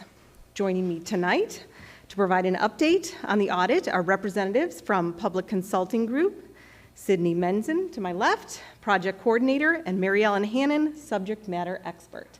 And at this point, I'll turn it over to them. Great. Thank you so much, Dr. Fitzpatrick. All right, let's begin. So to quickly run through our agenda, we just heard from Dr. Fitzpatrick. So first we're going to talk about our equity audit process and methodology, followed by positive practices and highlights, and then recommendations. We'll talk about our action planning process, next steps, and then leave time for questions and discussion. So we wanted to begin by introducing you all to our full team, because while Mary Ellen and I are here as the representatives of Public Consulting Group this evening, there were a total of 6 of us working on this project. So to begin, we have Anna D'Entremont, who is an associate manager at PCG, and she's been with the firm for over a decade. Anna leads our education strategies business line, which includes our strategy and equity-focused projects. Anna served as the project advisor for this audit, overseeing the entire project from start to finish and providing support as needed. Next, we have myself, Sydney Menzin, project manager, and I was charged with overseeing all project management processes as well as our quality assurance systems, keeping our team on track and working closely with Dr. Fitzpatrick to ensure that we were meeting district expectations and needs. Next, we have Mary Ellen Hannon, who served as subject matter expert. Mary Ellen brings over 30 years of education and curriculum experience and expertise, previously serving roles as curriculum director, assistant superintendent of curriculum, and district superintendent in public school systems across New Hampshire. Next, we have Mary Baker Budisa, who also served as subject matter expert. I just want to go back and say what Mary Ellen did for this project. Apart from her expertise, she led the review for the ELA and reading and social studies units for the elementary school level. She also facilitated stakeholder engagement, including focus groups and interviews, and led the analysis of district and board policies related to curriculum. So I'd be remiss to leave that out. So next, Mary Baker Budisa, subject matter expert. She led our LMC review. Mary has over 10 years of working in education and has deep content expertise in culturally responsive practices, as well as leads educators in supporting diverse learners. Next, we have Dr. Tanisha Brooks, another subject matter expert, and Dr. Brooks led the review of the ELA reading and social studies units at the middle school level. Dr. Brooks has deep expertise in curriculum at the school, district, and state Department of Education levels, and most recently has supported struggling school districts in Michigan with data analysis and curriculum alignment. And last but not least, we have Isabel Blair, who served as project support and data analyst, and she supported the LMC review, stakeholder engagement, and action planning. So now that you've got a pretty good sense of who worked on this project, we'll jump into our equity audit framework and methodology. So we wanted to start by presenting PCG's commitment to educational equity. So PCG approached this project from an equity lens, and to us, that means considering the unique needs of each student in this district.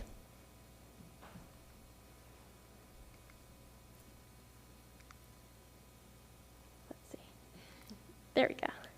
So we apply this framework and this lens to our equity curriculum audit process. And I'll get into more detail in the next slide, but just a quick overview. We kick things off with a project launch, followed by data collection and analysis, and then a curriculum analysis, which culminated in a final report and executive summary that included findings and recommendations from our audit. And then most recently, we worked on action planning following the delivery of this report. So what did all of these phases entail? So back in August 2021, we kicked off the project with Dr. Fitzpatrick reviewing the work plan, confirming timelines, and setting expectations for the work ahead. This was then followed by data collection and analysis, where PCG worked with the district to engage stakeholders from across the community to facilitate conversations through focus groups and interviews with groups such as students, teachers, principals, and central office staff. Questions helps PCG to identify current curriculum and curricular practices that promote equity in the school district. Following this activity, we jumped into the curriculum analysis, reviewing units from literacy and social studies curriculum across elementary levels as well as middle school levels. Following this analysis, PCG provided recommendations about how to increase representation within the curriculum, and this was delivered in the form of a final report. Following the final report, PCG facilitated action planning. So this involves creating a repository of tools and resources to help the Department of Student Learning related to professional learning as well as curriculum selection and more. So at the end of March, our team from PCG came down and facilitated 2 half-day working sessions with the Department of Student Learning team. And that brings us to today. So quickly, just to provide an overview of our methodology, you can see here an extensive list of the different documents that our team reviewed. I'd just like to emphasize that, from leadership policies and practices all the way through curriculum units and more, the focus was on curriculum and curricular practices in this review. And here we have a quick overview of our stakeholder engagement. So as you can see, which I've noted before, some different groups that we were able to engage in focus groups and interviews. PCG facilitated a total of 10 focus groups and 8 interviews with a total of 41 participants from members across the school district. And these sessions were held virtually during the school day, after school, and in the evenings.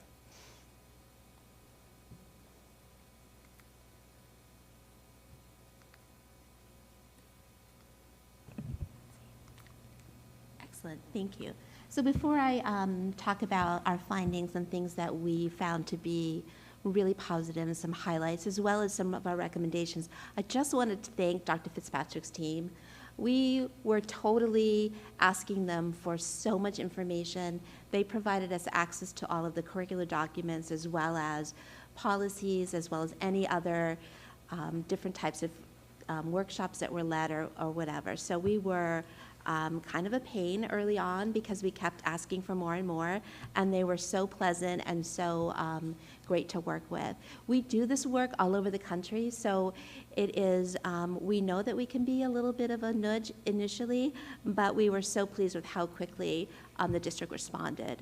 So we wanted to start with some positive practices and highlights that we found from the curriculum audit there. The first component was your strategic plan. It is rare for us to be working with a district that already has what they're thinking about for moving forward over the next 3 to 5 years. And your plan was already in place, and it was something that was helpful for us to see the threads of equity throughout that piece. So it made it really easy to see where all those connections were. The next component was pacing guides, and I have a little story to tell about that. When we were interviewing elementary students, first of all, parents were involved. So parents, you could see them hovering around to see, why are my kids at night on a computer looking at these strange people? Anyway, great, however. And kids were eating, snacking, talking. It was a wonderful experience. However, they started talking from different schools about some of the stories that they were reading. They were 5th graders, and they were reading the same things. And they were talking about how they were, oh yeah, we're going to do that tomorrow. These children did not know each other, and they were engaging in conversations about what they were learning in different schools, but in the same place. Meaning your pacing guides work really well, because I'm going to tell you, as a former superintendent, I used to pray that my pacing guides worked really well. And they were really amazing, and it was delightful talking with your kids. And the level of teacher planning materials that you all have to provide resources, teachers talked about that there were so many, it was hard for them even to get themselves to wrap their head around everything that they had, because there were so many resources provided by the department as well as by the materials that you have adopted. Staff commitment was so high. There was nobody who told us in our focus groups and interviews, oh, we're not really interested in this. It was such high interest. We want to learn more. We want to be able to make sure we're meeting our students' needs and every student in our classroom, and we want to do it right. So there was a lot of positive engagement in that. Which button do I click on this? The red? Oh, the red middle? Great. Right. This one? Okay, there you go. Bring that left, right. Another component was student experiences. There were, especially in the TCI social studies, there's a Spanish version. There are supports for students with disabilities or for English language learners, and therefore it was multilingual students. It was a lot of opportunity for kids to have similar experiences there. There were also, which was really interesting with the digital version of your social studies, is that when new events are happening, they actually send updates to the curriculum in the digital format so that there's always updating. When you have a hard copy and you're buying a book, which is also nice, but you don't get that till you re-get a new book, right? So 5 years later, then they update it. But they do ongoing updates and give the teachers a notification that it has been updated, which was awesome because, you know, history is changing right before our eyes. As for LMCs, but all of the schools talked about how both the teachers and their students give them information to be able to say, here are things we're working on, here's things we're interested in. LMC directors keep a list of that and are then using that to help inform their next year's books that they're ordering based on what they're hearing from the schools that they're at. And then finally, there's a really great experience about Meet the Authors that has been happening, where they bring in authors who have written some books, and then those authors talk about those experiences, and they're authors of multicultural different places and different opportunities and things that they've experienced, and that was talked about by a lot of people. So a really great highlight there. Part of our opportunity here is to provide some recommendations for areas of growth. Curriculum is evolving. You're always getting new curriculum. You're always looking for what's going to happen. I know math is coming up. So, you know, there's a lot of opportunity to say, the next time we want to do this, or can we add some books here? And that's kind of what we did when we gave the recommendations, is we really were not looking at as a, these are really bad, but here's some ways to grow as you move forward and align to your strategic plan. So first of all, about the curriculum adoption process. So we see equity as like a three-tier piece. It means that it's access for all students, for every student, whether they are students with disabilities, multilingual learners, whether they are students of color, have different religious backgrounds, that every student should have access to instruction and to the materials that are available, and therefore that it is about equal access and providing that. So one of our recommendations is to update the curriculum rubric. We gave a lot of resources, including the rubric that we used in order to do the audit, so that you can take pieces of it and do whatever you want. But we thought it was a really good opportunity to update it with some intentional focus on equity to align to your strategic plan. We also want to make sure that every student has access to culturally responsive instruction, to that, we're going to talk a little bit about another slide or two about windows and mirrors, that they're actually able to see themselves in what they're reading, but also learn about other people through those windows, the windows to global events. And that's really important to grow citizens, is that they see themselves as well as learn about others. And then finally, to consider setting aside additional funding for supplemental books and materials that go along with the curriculum that you have for addition. You have a really strong reading program, ELA program, and what we heard from students were that in their classrooms that they do have an opportunity to read a lot of books, so that sometimes the selection gets thinner as the year progresses because they don't have as many books anymore because they've read them. So to be able to add those books would be really, really helpful. I'm trying to click. The next one is about diversity in book collections. As I said, to consider the concept of windows and mirrors, mirrors and windows, so that you have a variety of books, so that if you have students with different religions, religious backgrounds, or different cultures, that they're able to see themselves in books that they may take out of the LMCs, and at the same time be able to learn about other cultures, therefore just adding to the collection in that way. Also to provide teachers with a rubric to review and expand their own library collection. Teachers said, we want to add more books and different books. We just need some supports around that. So are there lists of how to go about looking at your own library in your classroom so that they can add books that students would want to read? Interestingly enough, we gave the district a lot of different opportunities to have some rubrics there, so you can take it for yourself.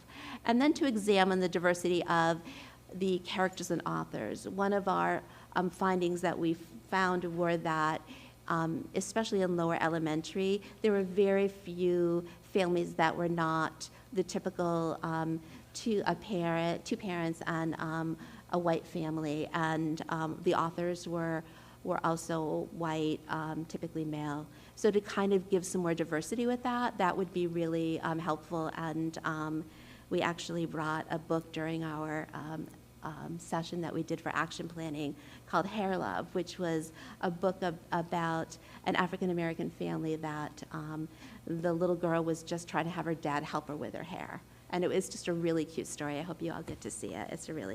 It's award-winning. Professional learning. Everyone was talking about how they would really like additional professional learning and be able to add to their own understanding of culturally responsive practices. In addition, there were some opportunities to have equity discussion groups in the district before COVID. However, that sort of, with COVID happening, sort of had to be put in the back burner, and they would love to see that come back as well as having any professional development based on the adopted curriculum. So new curriculum being adopted, having a really deep understanding of that curriculum and how to go about teaching in their classroom. One of the things that we talked about to different stakeholder groups was their voice in helping to understand about adoption and providing stakeholders with some voice in that, and even just some of the areas of interest. We've seen other districts do that with surveys, with having multiple layers of different types of curriculum adoption committees that have representatives of parent groups, of school groups, of school board members, so that there is a more stakeholders are heard and there's a more transparent process. There's a lot of material on there. It's just not known by a lot of people there. And then to create a communication plan about what's happening. We talked a little bit about that during our action planning session, that having the messages out there about what is happening and the changes is really important, so that the community all knows what's happening and going on. We also think it would be really helpful to communicate new additions to LMCs.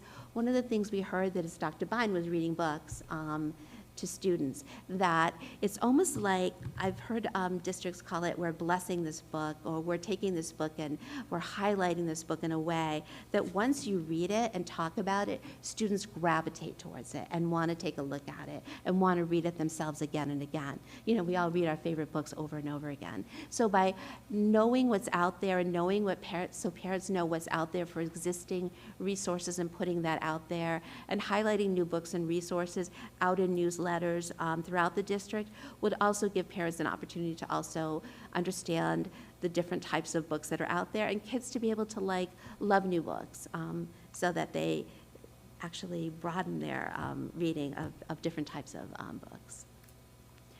And then finally, we really believe that having some student and family engagement activities, we call it with an equity lens, but really about bringing in guests and speakers to talk about windows and mirrors and about what that really means, and just sort of educating parents more. We heard that all over the place, that parents just want to learn more and they want to be able to be aware of what's happening.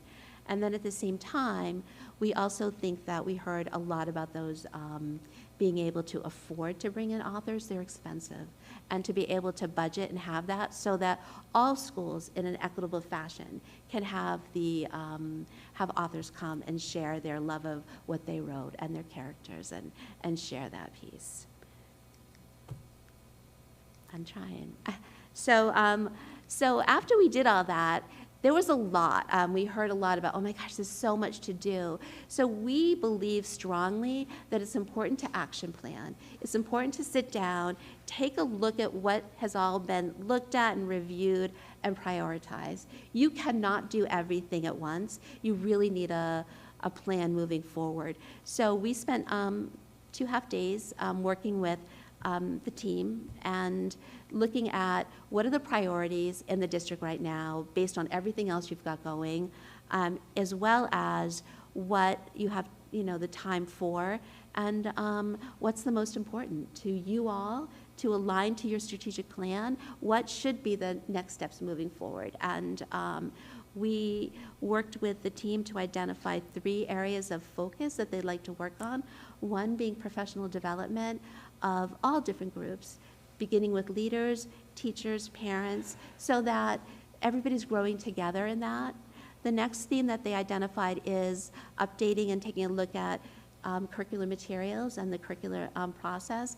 And the final one was to engage with parents and have them part of the process and having those dialogue and conversations. And to build some action plans around that. We met today with Dr. Fitzpatrick and her team and gave additional tools about how to track that progress, how to be realistic about that project. I mean, when we left, everybody was so excited, and it was like, are we gonna get everything done? And we all chuckled on our way out knowing we've done this a lot, that that's not gonna happen in the way they want it to happen, but there's such good energy in this room. We left with such positive vibes and such a good energy. Sydney was not able to come. I'm just going to tell one more story. She wasn't able to come, and we went back to talk about what an amazing building this is.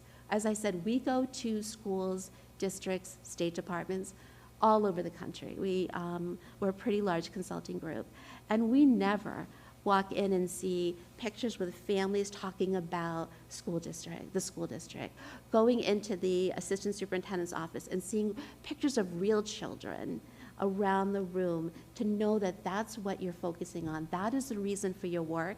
And we couldn't stop talking. We went, oh my gosh, what a wonderful place to send your children if you were a parent. So, because we don't always see that, to be honest. So it was great. It was a great experience for us. Finally, I've talked and told my couple stories. I tried to limit them. We'll take questions and any additional comments or feedback for us. Thank you so much. This is a really exciting, we get many, many presentations, and you held our attention the whole time. And it was really the work that the Department of Student Learning has done, like you've said, under Becky and the Dr. Fitzpatrick's leadership and everything that it provided you to do your work, to do the data, and to do the analysis. Thank you. I have lots of questions and comments, but I'm going to open it up for my board colleagues first. Questions? Looks like it's you. Greg, you good? Okay. If we could go back to the definition that you started with, and because that is so key, that you began this journey for us by opening up with the definition of what equity is, and having a common terminology to launch this work is really important. And that definition really encompasses our mission, right? We've worked, our community and our stakeholders came together, village agencies and parents and students, everybody came together to put our mission together for our district, to set the direction of our district, stating that the mission of Arlington Heights School District 25 is to empower an inclusive, diverse community of learners to innovate and thrive as global citizens. And your definition there really is color conscious and really is encompassing of the diversity and the broad student population of our district community. So, sharing that definition with our team and our community, that's a great start, and thank you for doing that. Some questions?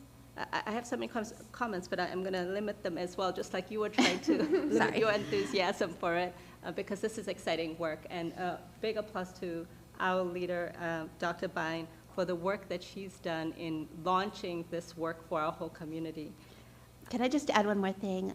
We also never have the superintendent spend couple hours with us during that time. And Dr. Bine made a time in her schedule to sit with her team and to listen to all of the things that were happening and going on. Also very impressive, because that just shows a commitment from everyone in the district, that everyone is committed to making better.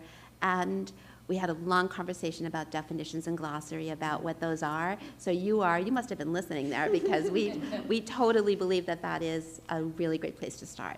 Everybody needs to be on the same page. Right, and everybody, and the board included, we all have to be on the same page. And so that piece about professional development, like we have the intentionality, our staff across the district, like you said, is really motivated to do this work and sees the importance of this work.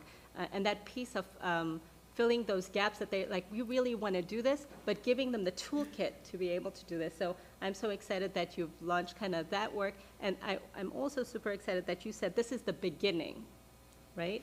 Because you've touched a small portion of the equity work, and really equity work is also the culture that the culture shift that happens. So we're looking at the knowledge, the motivation, and the organization. So we applaud you for this this comprehensive research that you've done, the 66 pages. We read them of information, and in those pages, you talked about the importance of that broad definition of not only racial equity, but religious literacy, and this whole piece, and having that student voice in there, and having that parent voice, and making sure that every student is seen. And you also, I think when we have these, the one portion that you talked about that resonated with me, not only as a board member, but as a parent as well, is that sometimes, no matter how much we care about education and how we're education advocates at this table, even we forget that we have to communicate with our teachers to say, hey, this is important to us as a family, right? So to teach not only our staff and our teachers, but to teach our parent groups too, to say, hey, we don't know all the answers, so we really need you to come to us to tell us what's important to you, because we're all learning, we're all at different parts of this journey. The other point that really is important that you brought up is this equity rubric, because we can forget, right, how to do this, but in order to change this mindset is to have this lens, right, and you've training us to have this lens, all of us, every single stakeholder in this district, and this piece of courageous conversations, because without conversation, there can't be trust.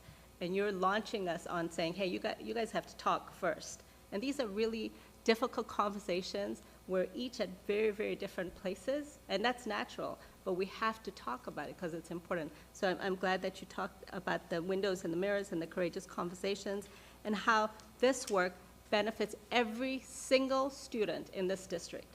Because our goal in District 25 is to cultivate global citizens. And in order to do that, this work impacts each of us, right? And when our students go over to Fortune 500 companies and shoot rockets off to space, they're going to need these skills. So truly a huge applause to your work, to the whole team and District 25 under Dr. Biden's leadership. Thank you.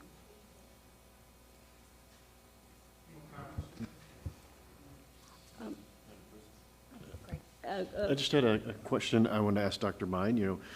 Greg, if you pause for 1 second, I'll just tell our audience member that you can always email Dr. Bine and the board at a later date, but we'd love to hear input at a later date. Thank you. Go ahead. And there's, yes, thank you, Melissa. We have community input at the end. We love that. So Dr. Bine, I wanted to ask you about, we just had a great presentation about the audit, and then we're going to move into hearing adoption of new curriculum. And could you share with us, how these two things interface? Because the audit is looking back at what we have, but we're talking about adopting a new thing. How do we put those together and move forward? Yeah, so obviously this will be ongoing work, right? It doesn't, we don't solve our need to grow with adopting a new curriculum, but as we adopt that new curriculum and we take all of this information into consideration, we start to add to that curriculum, right? Review it through a lens that maybe we didn't review it through in the past, and fill any gaps or enhance it.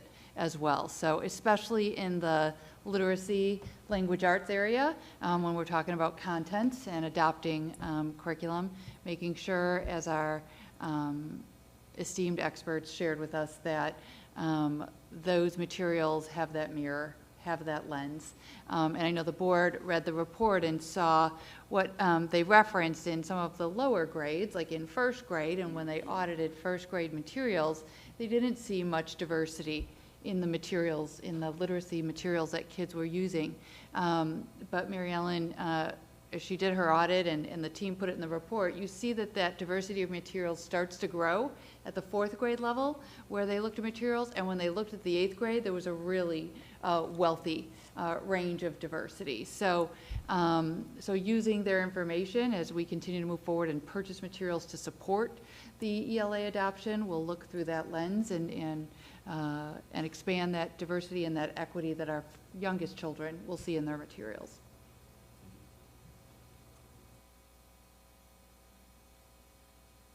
Thank you. So just one more final thought is that, you know, you talked about how the action plan has to be measurable, right? This is a great conversation, and this looks really great in the 66 pages of the report, right? It looks great, but we have to make it actionable. We have to measure it so that every single student benefits from it. So thank you for including that. And Hair Love is a great book. You're right. Thank you so much for being here today with us. And we will move on to the next topic item. Thank you.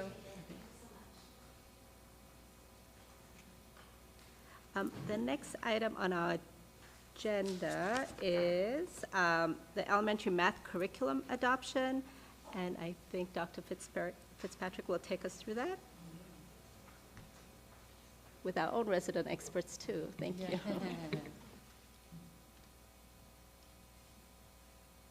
And to our staff that's helping present tonight, thank you for your patience. I know it's a late night for you to be here. We appreciate it.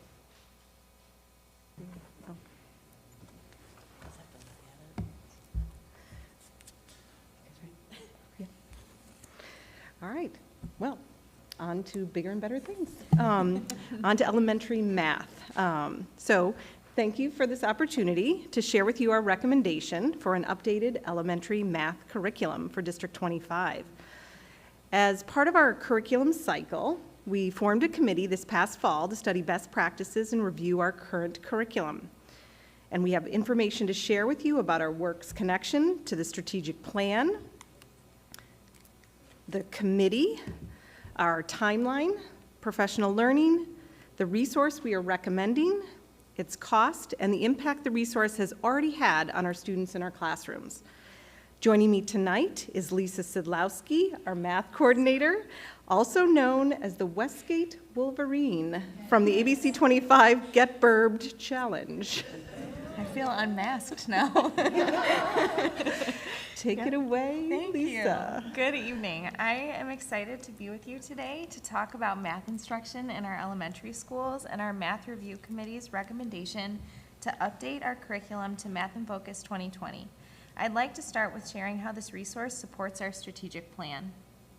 In Arlington Heights School District 25, we empower an inclusive, diverse community of learners to innovate and thrive as global citizens. Through our math instruction at the elementary level, we use an innovative, concrete, pictorial, and abstract approach that enables us to better meet the needs of all students. This focus on building conceptual understanding and flexible thinking creates an inclusive classroom environment where all students are invited to apply their thinking through authentic, real-life learning opportunities. Students develop resilience and perseverance in their learning through problem solving, which increases their engagement and ownership.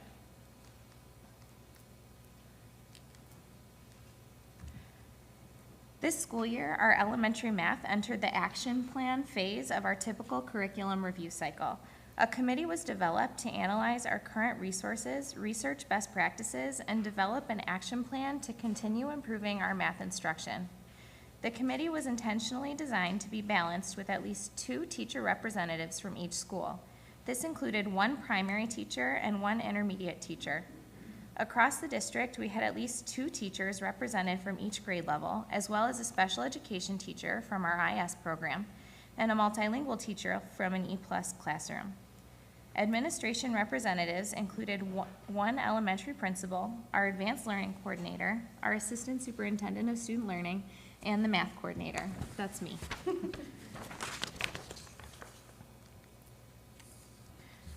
Due to the significant changes that were made to the Math in Focus curriculum with the updated edition, the committee decided to pilot Math in Focus 2020 this year.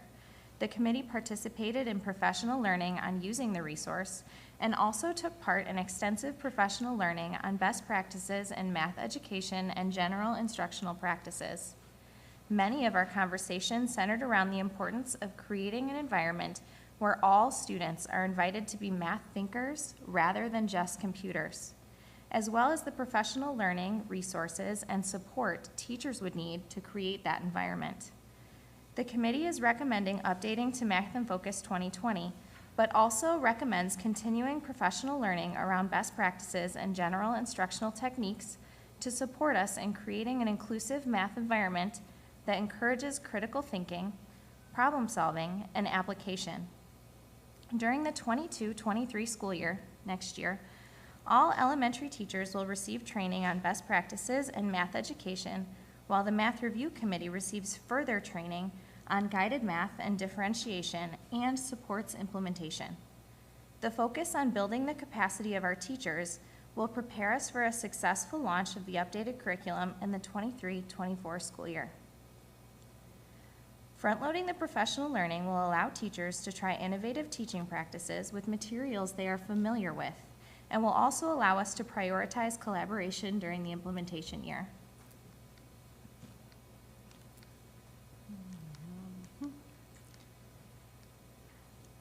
The Math Review Committee helped to identify areas in which their colleagues and they themselves need professional learning.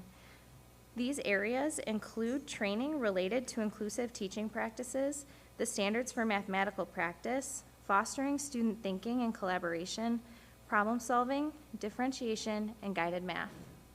In the 22-23 school year, members of the Math Review Committee will be involved in these trainings for elementary teachers, while they are also continuing in their own professional learning.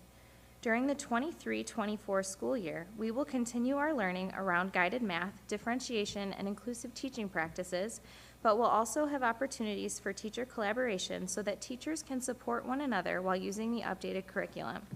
This will also provide our Math Review Committee members with an opportunity to be leaders among their colleagues in this professional learning. The committee also identified some key areas where the updated curriculum will better support an inclusive classroom environment that fosters deep mathematical thinking.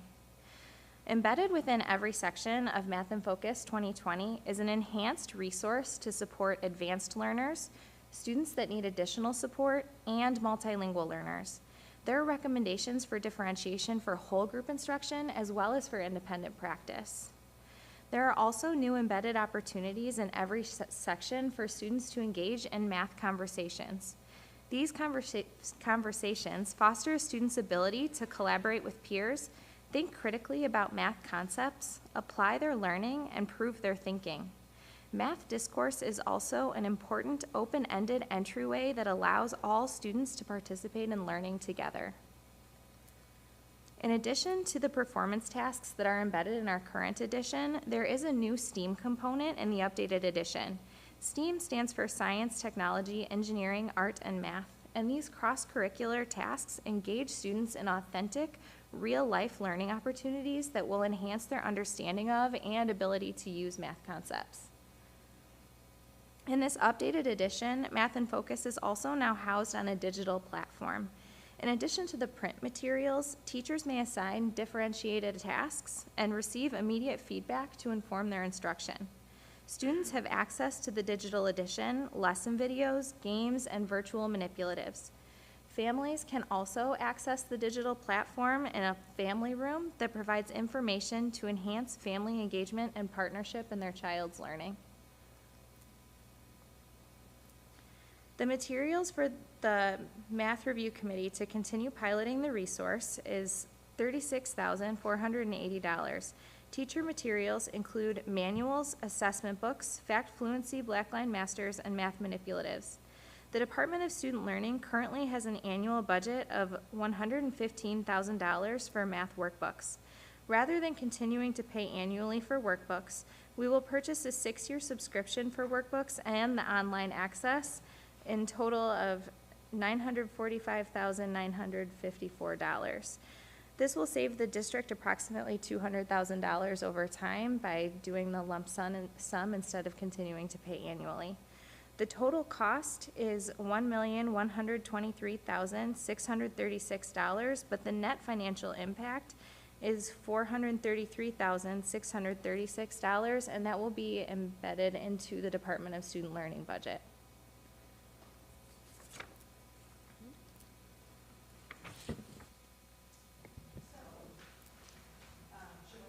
Thanks. Good, you're so great at this. Joining us to share her firsthand experience as a committee member that piloted the updated curriculum is Christina Dastis, a fabulous 5th grade teacher from Windsor. Hello, Dr. Bine and members of the board. My name is Christina Dastis, and I'm a 5th grade teacher at Windsor. I'm also a mother of a 3-year-old and 1-year-old.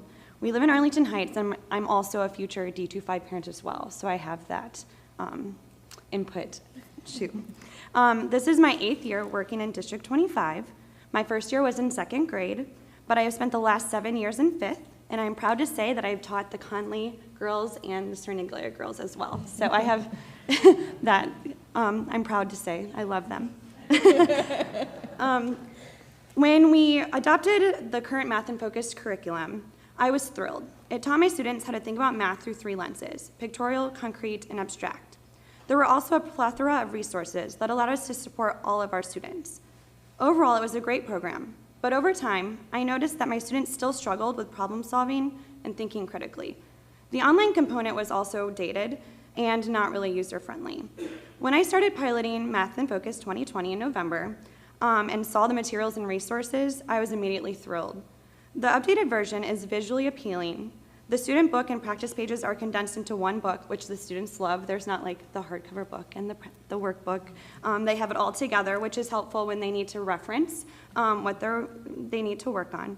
The online component is easy to use, and it has a multitude of resources to help support and enrich our students. A component that I really love is that there's a heavy focus on the mathematical habits. My students struggle with habits like looking for patterns, creating viable arguments, and struggle attending to precision, so figuring out what they did wrong. With a focus on the mathematical practices, the 2020 version helps me teach my students how to think like mathematicians. My students are able to clearly show through modeling and in their explanations that they know how to solve challenging word problems. The growth I have seen from them as problem solvers since November is astounding. I can't wait to see how they grow after a full year of Math of Focus 2020. I always tell parents that my goal for 5th grade is to prepare their children for middle school, and I truly believe that Math and Focus 2020 would help me achieve that goal. Thank you. So another teacher that piloted the curriculum is Linda Mueller, an outstanding 2nd grade teacher at Olive Mary Stitt. Unfortunately, at the last minute, Linda was unable to join us, so she sent me her thoughts to share briefly. So Linda has been an employee of the district for 28 years, and she teaches 2nd grade at Olive. She wrote, "I have found being a part of the current math review committee to be one of the most satisfying experiences. I really appreciated the opportunity to not only pilot an updated version of Math and Focus in my classroom, but to be involved in such rich conversations about the Math and Focus and enhancing teaching practices. When we first started with Math and Focus back in 2012, I was a little concerned about some of the math concepts introduced so early in 2nd grade. Concepts like adding and subtracting multi-digit numbers with and without regrouping. However, I was so excited to see that not only did the students embrace learning these concepts, but they actually enjoyed them. I'm now excited for the updated version of Math and Focus, where there is a solid structure to the lessons that allows students many opportunities to share and explore their thinking and understanding of math. The learning targets are specifically stated for students in their workbooks, so that there is a place for them to be reminded daily of their goals and make the language of what they are doing in math accountable. There is so much opportunity for students to interact with the concepts in whole groups, small groups, partnerships, and independently. The program really helps to make strategies for solving math problems visible to students. I'm so excited for the opportunity to share this updated version of Math in Focus with staff because of the strong impact it will have on our kiddos of District 25. That's definitely Linda Mueller language. And now, at this point, actually, we want to share with you a video clip because, let's face it, we want to hear from the students. So we spent a little time talking with them about what their experience was like with the pilot.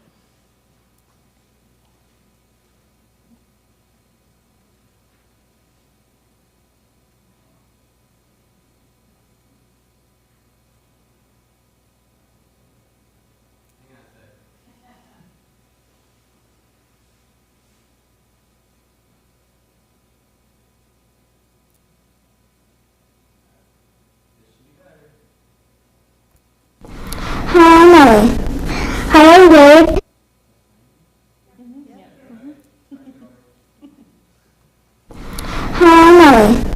Hello, word. And then we love math. I love math. I love kids.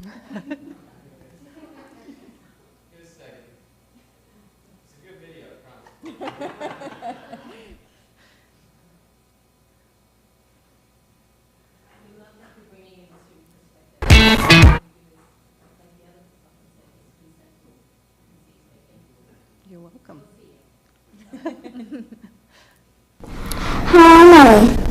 Hello, word. And then we love math. It's hard to hear. It's hard to hear. You need to just read the subtitles you can.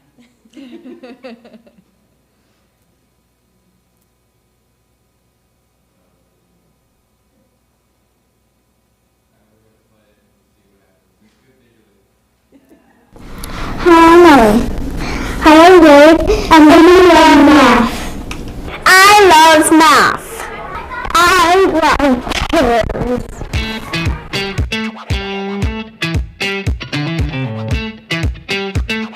We will learn about how many people like oranges, apples, and pears. We were using sorting, like in a row.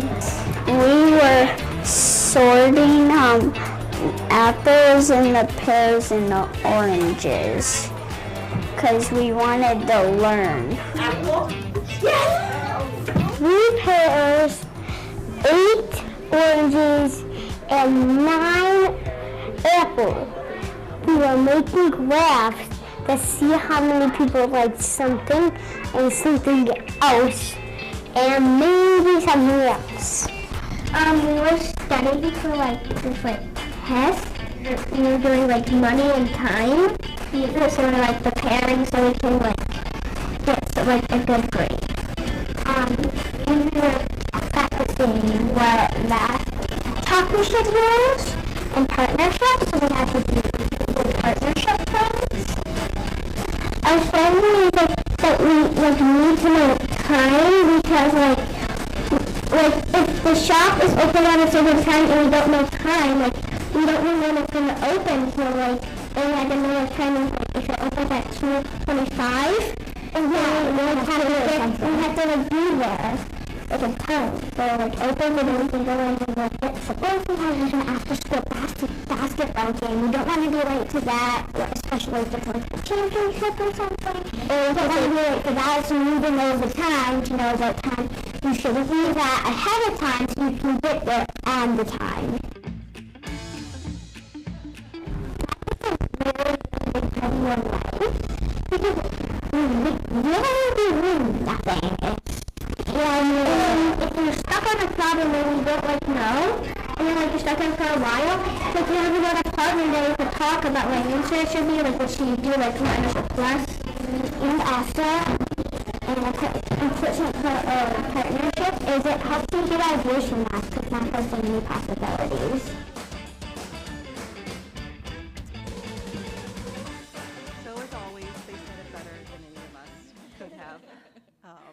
So at this time, we'd certainly be happy to answer any questions you might have. Thank you so much. They said it really well, and you said it really well, so thank you so much. Comments, questions? I have some, but I'm going to defer to my colleagues for now. Madam President. Yes, Greg. Just a quick note of appreciation, Dr. Fitzpatrick. I just really appreciate that the proposal you're bringing to us includes those real-world STEAM performance tasks, particularly adding that A to STEM, the arts, right? And the, adding that layer of soft skills that the arts foster, like cooperation, teamwork, creativity. So just thank you. Glad to hear that's part of it. Sure. Yeah, a very strong music, math, brain connection. That's awesome. Thank you, Greg. Any other questions, comments?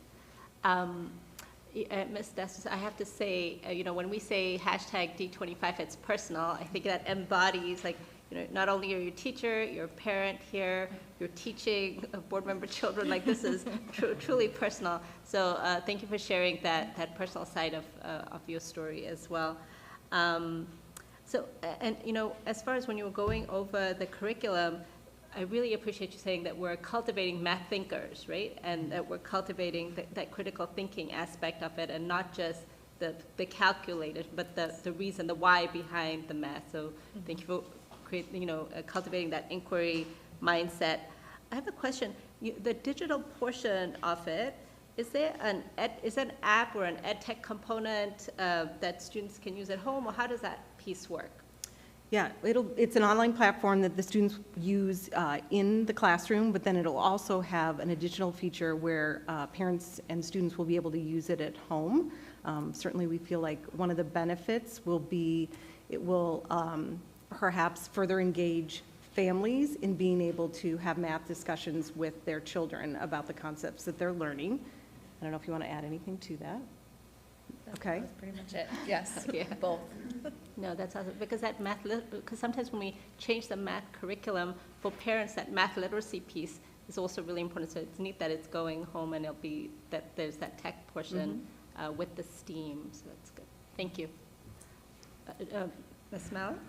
Yeah, I just wanted to remind the board, when I presented the financial forecast in January, we did include an anticipated additional cost to the budget next year for $350,000 for the Math in Focus, which we think with the possibility of funding a portion of the teacher materials out of grant funds, that will be right in line with that projection.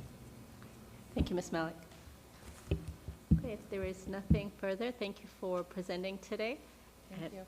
We will move on to the next topic, which is middle school English language arts curriculum adoption.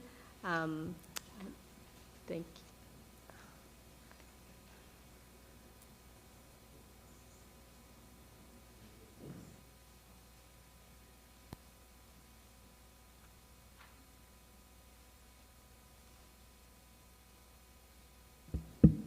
Okay, here we go. I'm also excited to share with you that we have a recommendation for a new middle school English language arts curriculum. So here with me tonight is our literacy coordinator, Sharon Nellis, to provide an overview of the middle school English language arts committee work. This committee worked diligently to examine best practices in middle school literacy and to select resources to support our 6th through 8th grade learners. Tonight, Sharon will review the strategic plan connection, district committee members, our timeline, professional learning, resources, cost projections, and we have 2 teachers that will share via video their reflections on the pilot. Good evening. It is a, yep. No. Thank you. Good evening.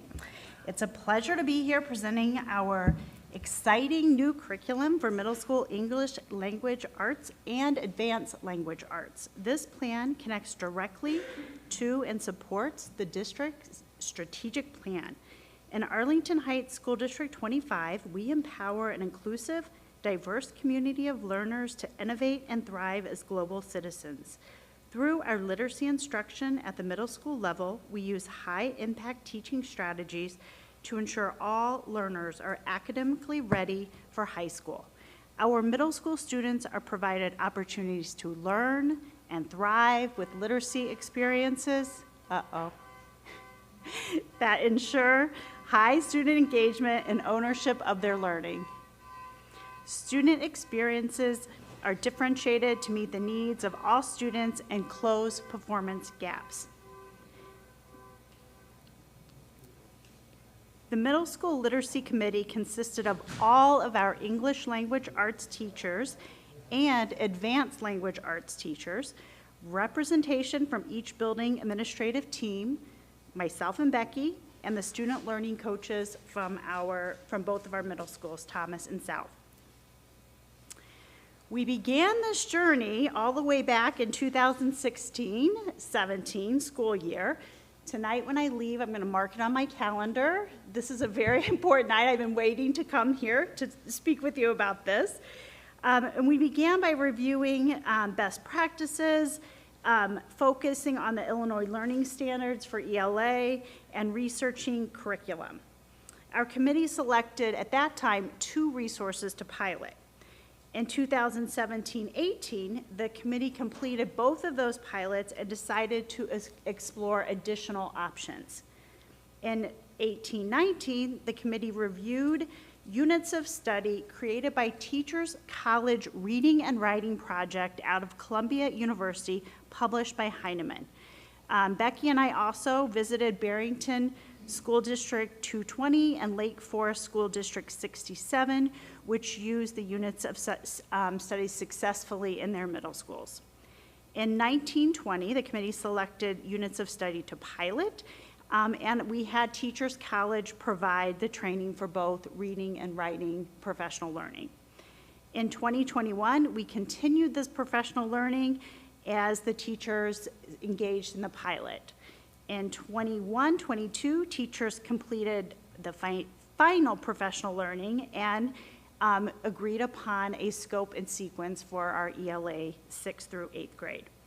And next school year, we will continue to support our teachers with professional learning as we fully implement all middle school units of study.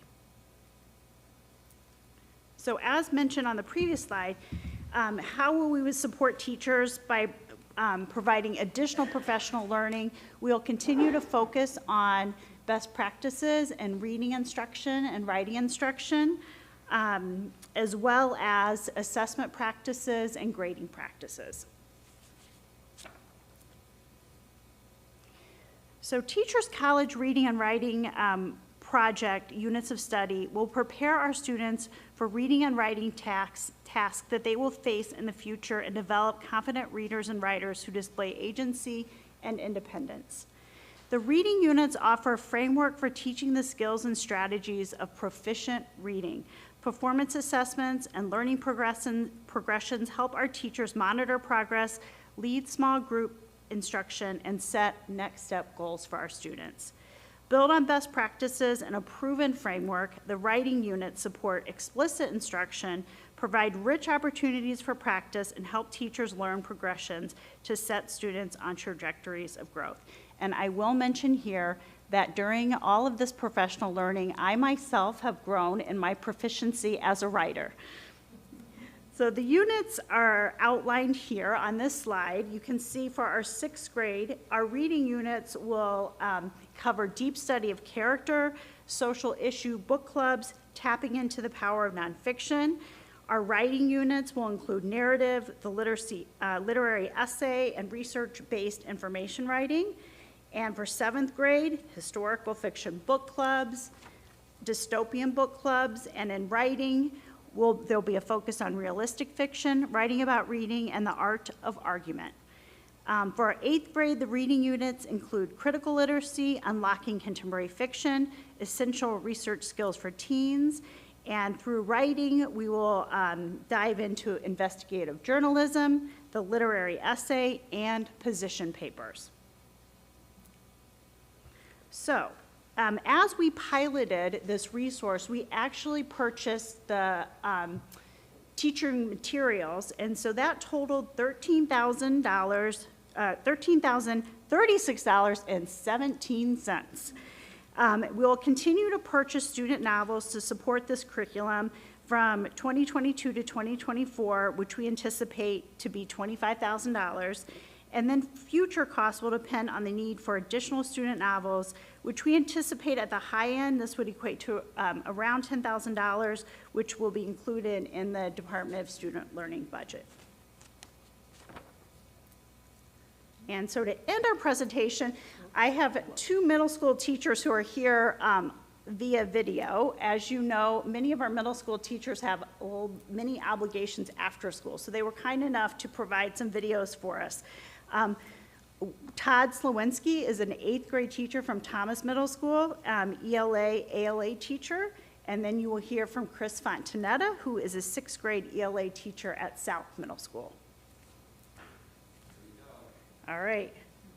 My name is Todd Slawinski. I teach English Language Arts and Advanced Language Arts at Thomas Middle School. So what I've really enjoyed in doing the units of study has been the amount of engagement from the students. I think they're really, truly excited about the opportunity to have some choice in the books they're reading. You know, I can provide a variety of different levels of books and different topics of books, and something that really fits with what they're interested in and what they can do. And I think that provides a really great experience for them reading. And then with book clubs, they get an opportunity to discuss those books with their peers, which I think is really encouraging and helps them feel good about the reading experience. And with the writing, I think there's also a lot of freedom for them to write and share their writing and kind of be proud of what they're able to accomplish through the writing and see their writing improve throughout the year. So one of my favorite units has been the Unlocking Contemporary Fiction unit. And that's a book club unit, and the books are really high interest. They are perfect for 8th graders because the content level kind of aligns with their interest, and we've really come up with a great list of books that they've really enjoyed on a variety of topics for them to kind of learn and engage with the world around them while, you know, learning about some techniques that authors use and some things that are present in the literature of today. I think the students are super engaged. I think they are able to take a lot of ownership over what they do. The units also have a lot of independent work time, so I think they're also learning kind of how to manage their time and be independent thinkers and workers, which I think will really help them going into high school. It's structured so we kind of model as a whole class and then do some smaller group practice, and then they get to practice it on their own. And I think that model and that skill of being able to work on their own and practice on their own will really help them as they move on from our district.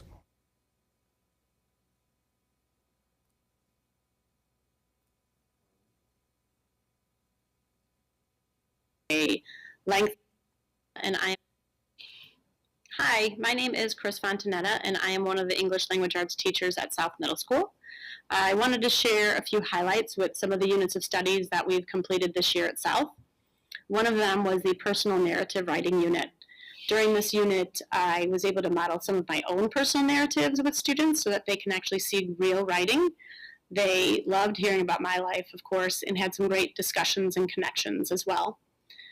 Students also had multiple opportunities to write short narratives about themselves. Lessons were scaffolded to build upon one of their short writing pieces, and they were able to develop it into a lengthier published narrative essay and share it with the class. And students also worked with writing partners on a regular basis to help each other with their writing ideas, receive feedback, and constructive feedback as well. They learned a little bit more about their peers and also found some common interests along the way. Here's a couple examples of their lengthier published final narrative pieces. One of the other units that we completed this year was the units of study of nonfiction book clubs. For this unit, this is one of our reading units, the students had a choice of 8 nonfiction books to choose from with a variety of topics. They met in their book club groups on a daily basis and had rich conversations about their books and their topics.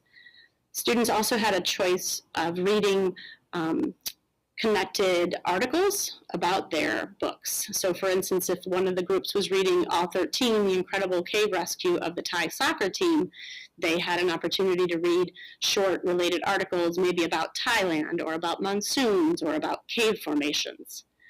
And then students also became experts on their topics and were able to create nonfiction newspapers as an end final product. Here's a couple examples of their nonfiction newspapers that they created. And here's just some student feedback on book clubs in general from this year. Students liked working together and sharing ideas. They enjoyed being able to pick different books. They enjoyed how they could talk to people about their books and compare and contrast ideas. Once again, discussing and sharing ideas with their groups and having interesting conversations. They liked reading every day and wish they could have more chapters to read in their books. They enjoyed talking with their groups. The whole experience was awesome, and students enjoyed that. When they worked with a book club, it's more fun because they can talk about their book and others know exactly what they're talking about. So those are just some highlights from a couple of units of study that we completed this year. I hope you enjoyed learning a little bit more about what we did here at 6th grade at South. So perhaps you're hearing a little bit of a common theme between this presentation and the previous one, in that really when we look ahead to the future of our curricula, we're really looking for opportunities for our students to have student choice and voice. And you've probably heard the theme of discourse, where our students, we're really encouraging them to communicate with each other, whether it's about a mathematical problem or whether it's about a novel in their book club. And just want to, in the same way that the math committee really did some excellent work, our middle school ELA teachers really over time have done some wonderful work. We spent some time with the 8th grade group just earlier this week, and the collaboration across both of our middle schools was really exciting to see. As we know, we have some really great experts in our district, and so to see them working with each other and sharing ideas, I think really is exciting as we look ahead to the future of literacy at the middle level for our students. So thank you, and we're happy to entertain any questions. Thank you, Ms. Nellis. Dr. Fitzpatrick, my colleagues have any questions, comments?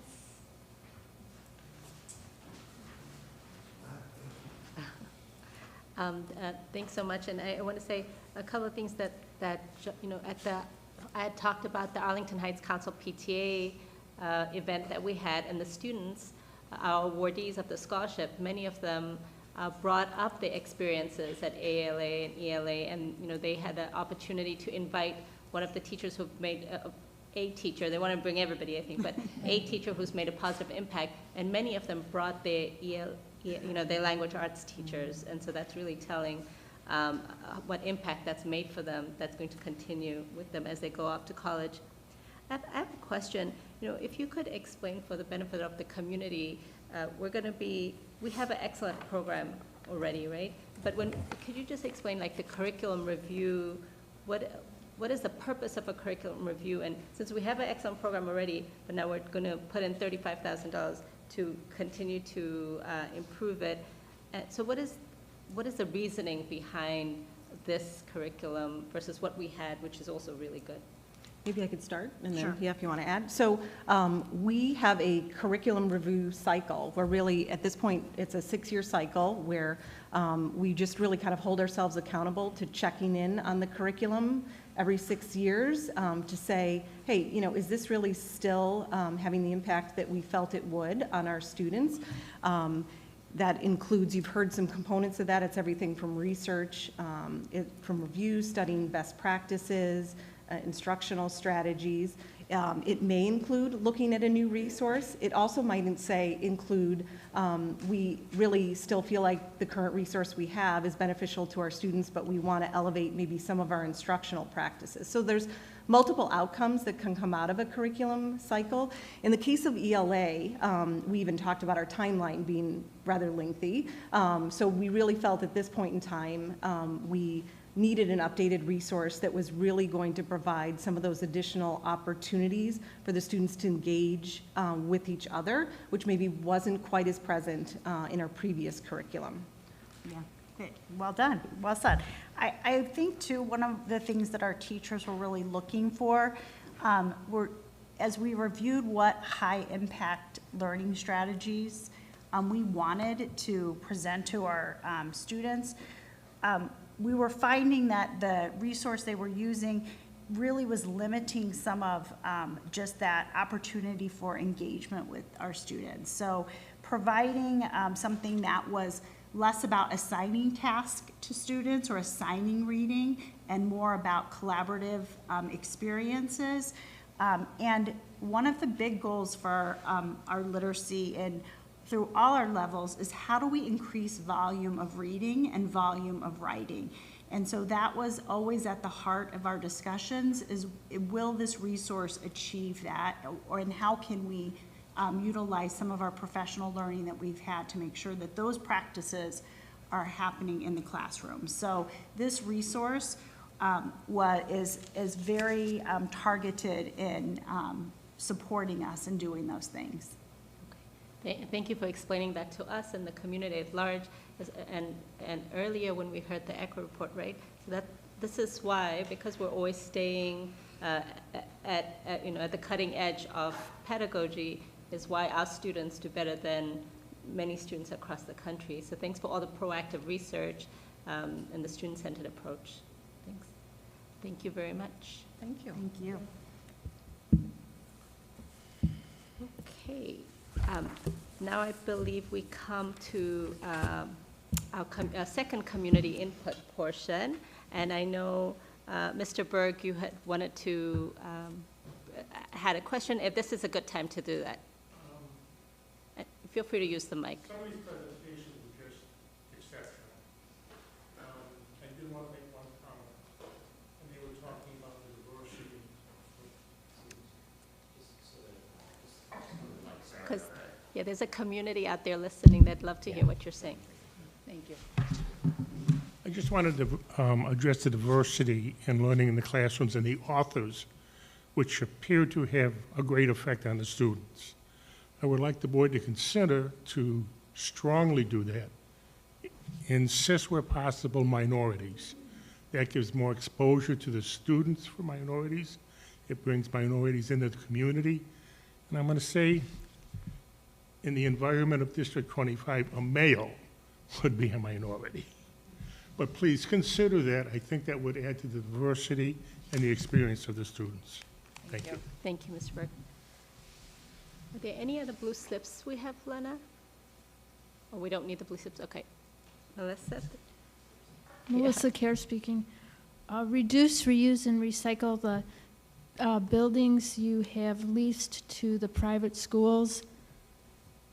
And do not spend and tax above the limits imposed upon you by the state. And put the website addresses of the taxing bodies on the property tax bill so people don't have to issue a search request when they want to know what the website address is for the taxing body. And cautious spending and taxing at this time while the Cook County property tax system is in a state of disarray. Thank you. Thank you. Ms. Wojcik. I realized I made a mistake when I was talking about the Day of Silence. It was not celebrated on last Friday. It was 2 Fridays ago. It was on the Earth Day. And I also have a question about this curriculum equity audit. So I have this. This is from June 24th of last year. And I don't know if this is something that's going to be done every single year. But the pricing, you know, how much it cost the taxpayers, it was $68,000. So I don't know if this is something we're gonna have to pay every year, or it was just for this one-time audit. Thank you. Thank you. We can answer that easily. That was a one-time audit to get us kicked off on the right direction. Mm-hmm. Yes. Hi, I'm Sheila Cruz again, and I just have a comment to make. When my kids were in 20 years ago, we had the program Everybody Counts. We also had cultural awareness days, and sometimes it lasted for weeks. And this community has always been very inclusive. We also, 20 years ago, had a huge influx from Albania, and they were at Westgate School where my kids were. And although they had a very difficult time with the language, they were welcomed into the community. This is nothing new, DEI. It's a buzzword today, but Arlington Heights, District 25, has always been a very inclusive community. Not only with our books, with Helen Keller, and in the classrooms, if you were a hard-to-read person, they had different versions of Helen Keller to meet the needs of the person that was able to understand. So I've always been very proud of this community. I've never felt that there was a problem. I don't see a problem. I live in this community. And I just want to mention that I feel this DEI it's a little troublesome, because this is not a community that has traditionally had issues with diversity, equity, and inclusion. Okay, thank you. Thank you. Okay, thank you.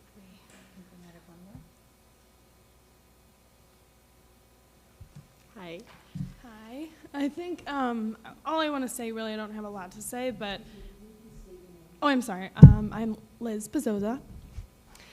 So the only thing I really want to mention, I don't remember her name, but she had mentioned something, how she had said no one mentioned not wanting this, and so I'm kind of curious on who was selected to be interviewed, because I think there are differing opinions on this, and I think that for someone to say who's doing the curriculum that she's never heard anybody not wanting this, I think that's unfair to say, because clearly there's a lot of people that do have an opposing opinion. The other thing I want to say is that with the curriculum, I don't think anything was mentioned as far as like what's being specifically added and what's being specifically taken out. There was mention of just adding, but with the current curriculum, I mean, it's not like you have tons of downtime, right? So adding things are fine, but there has to be things that you are pulling out in order to add things in. So I think that's important to include and inform your parents or whomever, your community, so that they're aware of what they're to be looking for. Okay? Thank you. Okay, I think that was the last comment for this evening. We will now move on to future agenda items. And the first item is topics with dates to be determined, which is an information item. Dr. Bai? Yeah, just the only thing we have in addition to the attached timeline that the board always reviews is a reminder that we will, when we next do our 5-year projections, focus some efforts on long-term capital project funding. Okay. Thanks, Dr. Bai. And the next item we have is new topics. Are there any new topics that my board colleagues would like to bring up future? We have very comprehensive agenda. We're good. Yeah. Okay, thank you. We are now going to go into closed session, so I need a motion to adjourn the open meeting to go into closed session, please. Madam President, I motion we go back into closed session. Okay, thank you, Chad. Second. Thank you, Greg. So we will go into closed session. I think Lana would need to call Yes. the roll on that. Yes, Lana, if you could please call the I like doing that. No. I know you do. Member Conley? Yes. Member Cerniglia? Yes. Member Jogi? Yes. Member Scapalato? Yes. Thank you all for coming.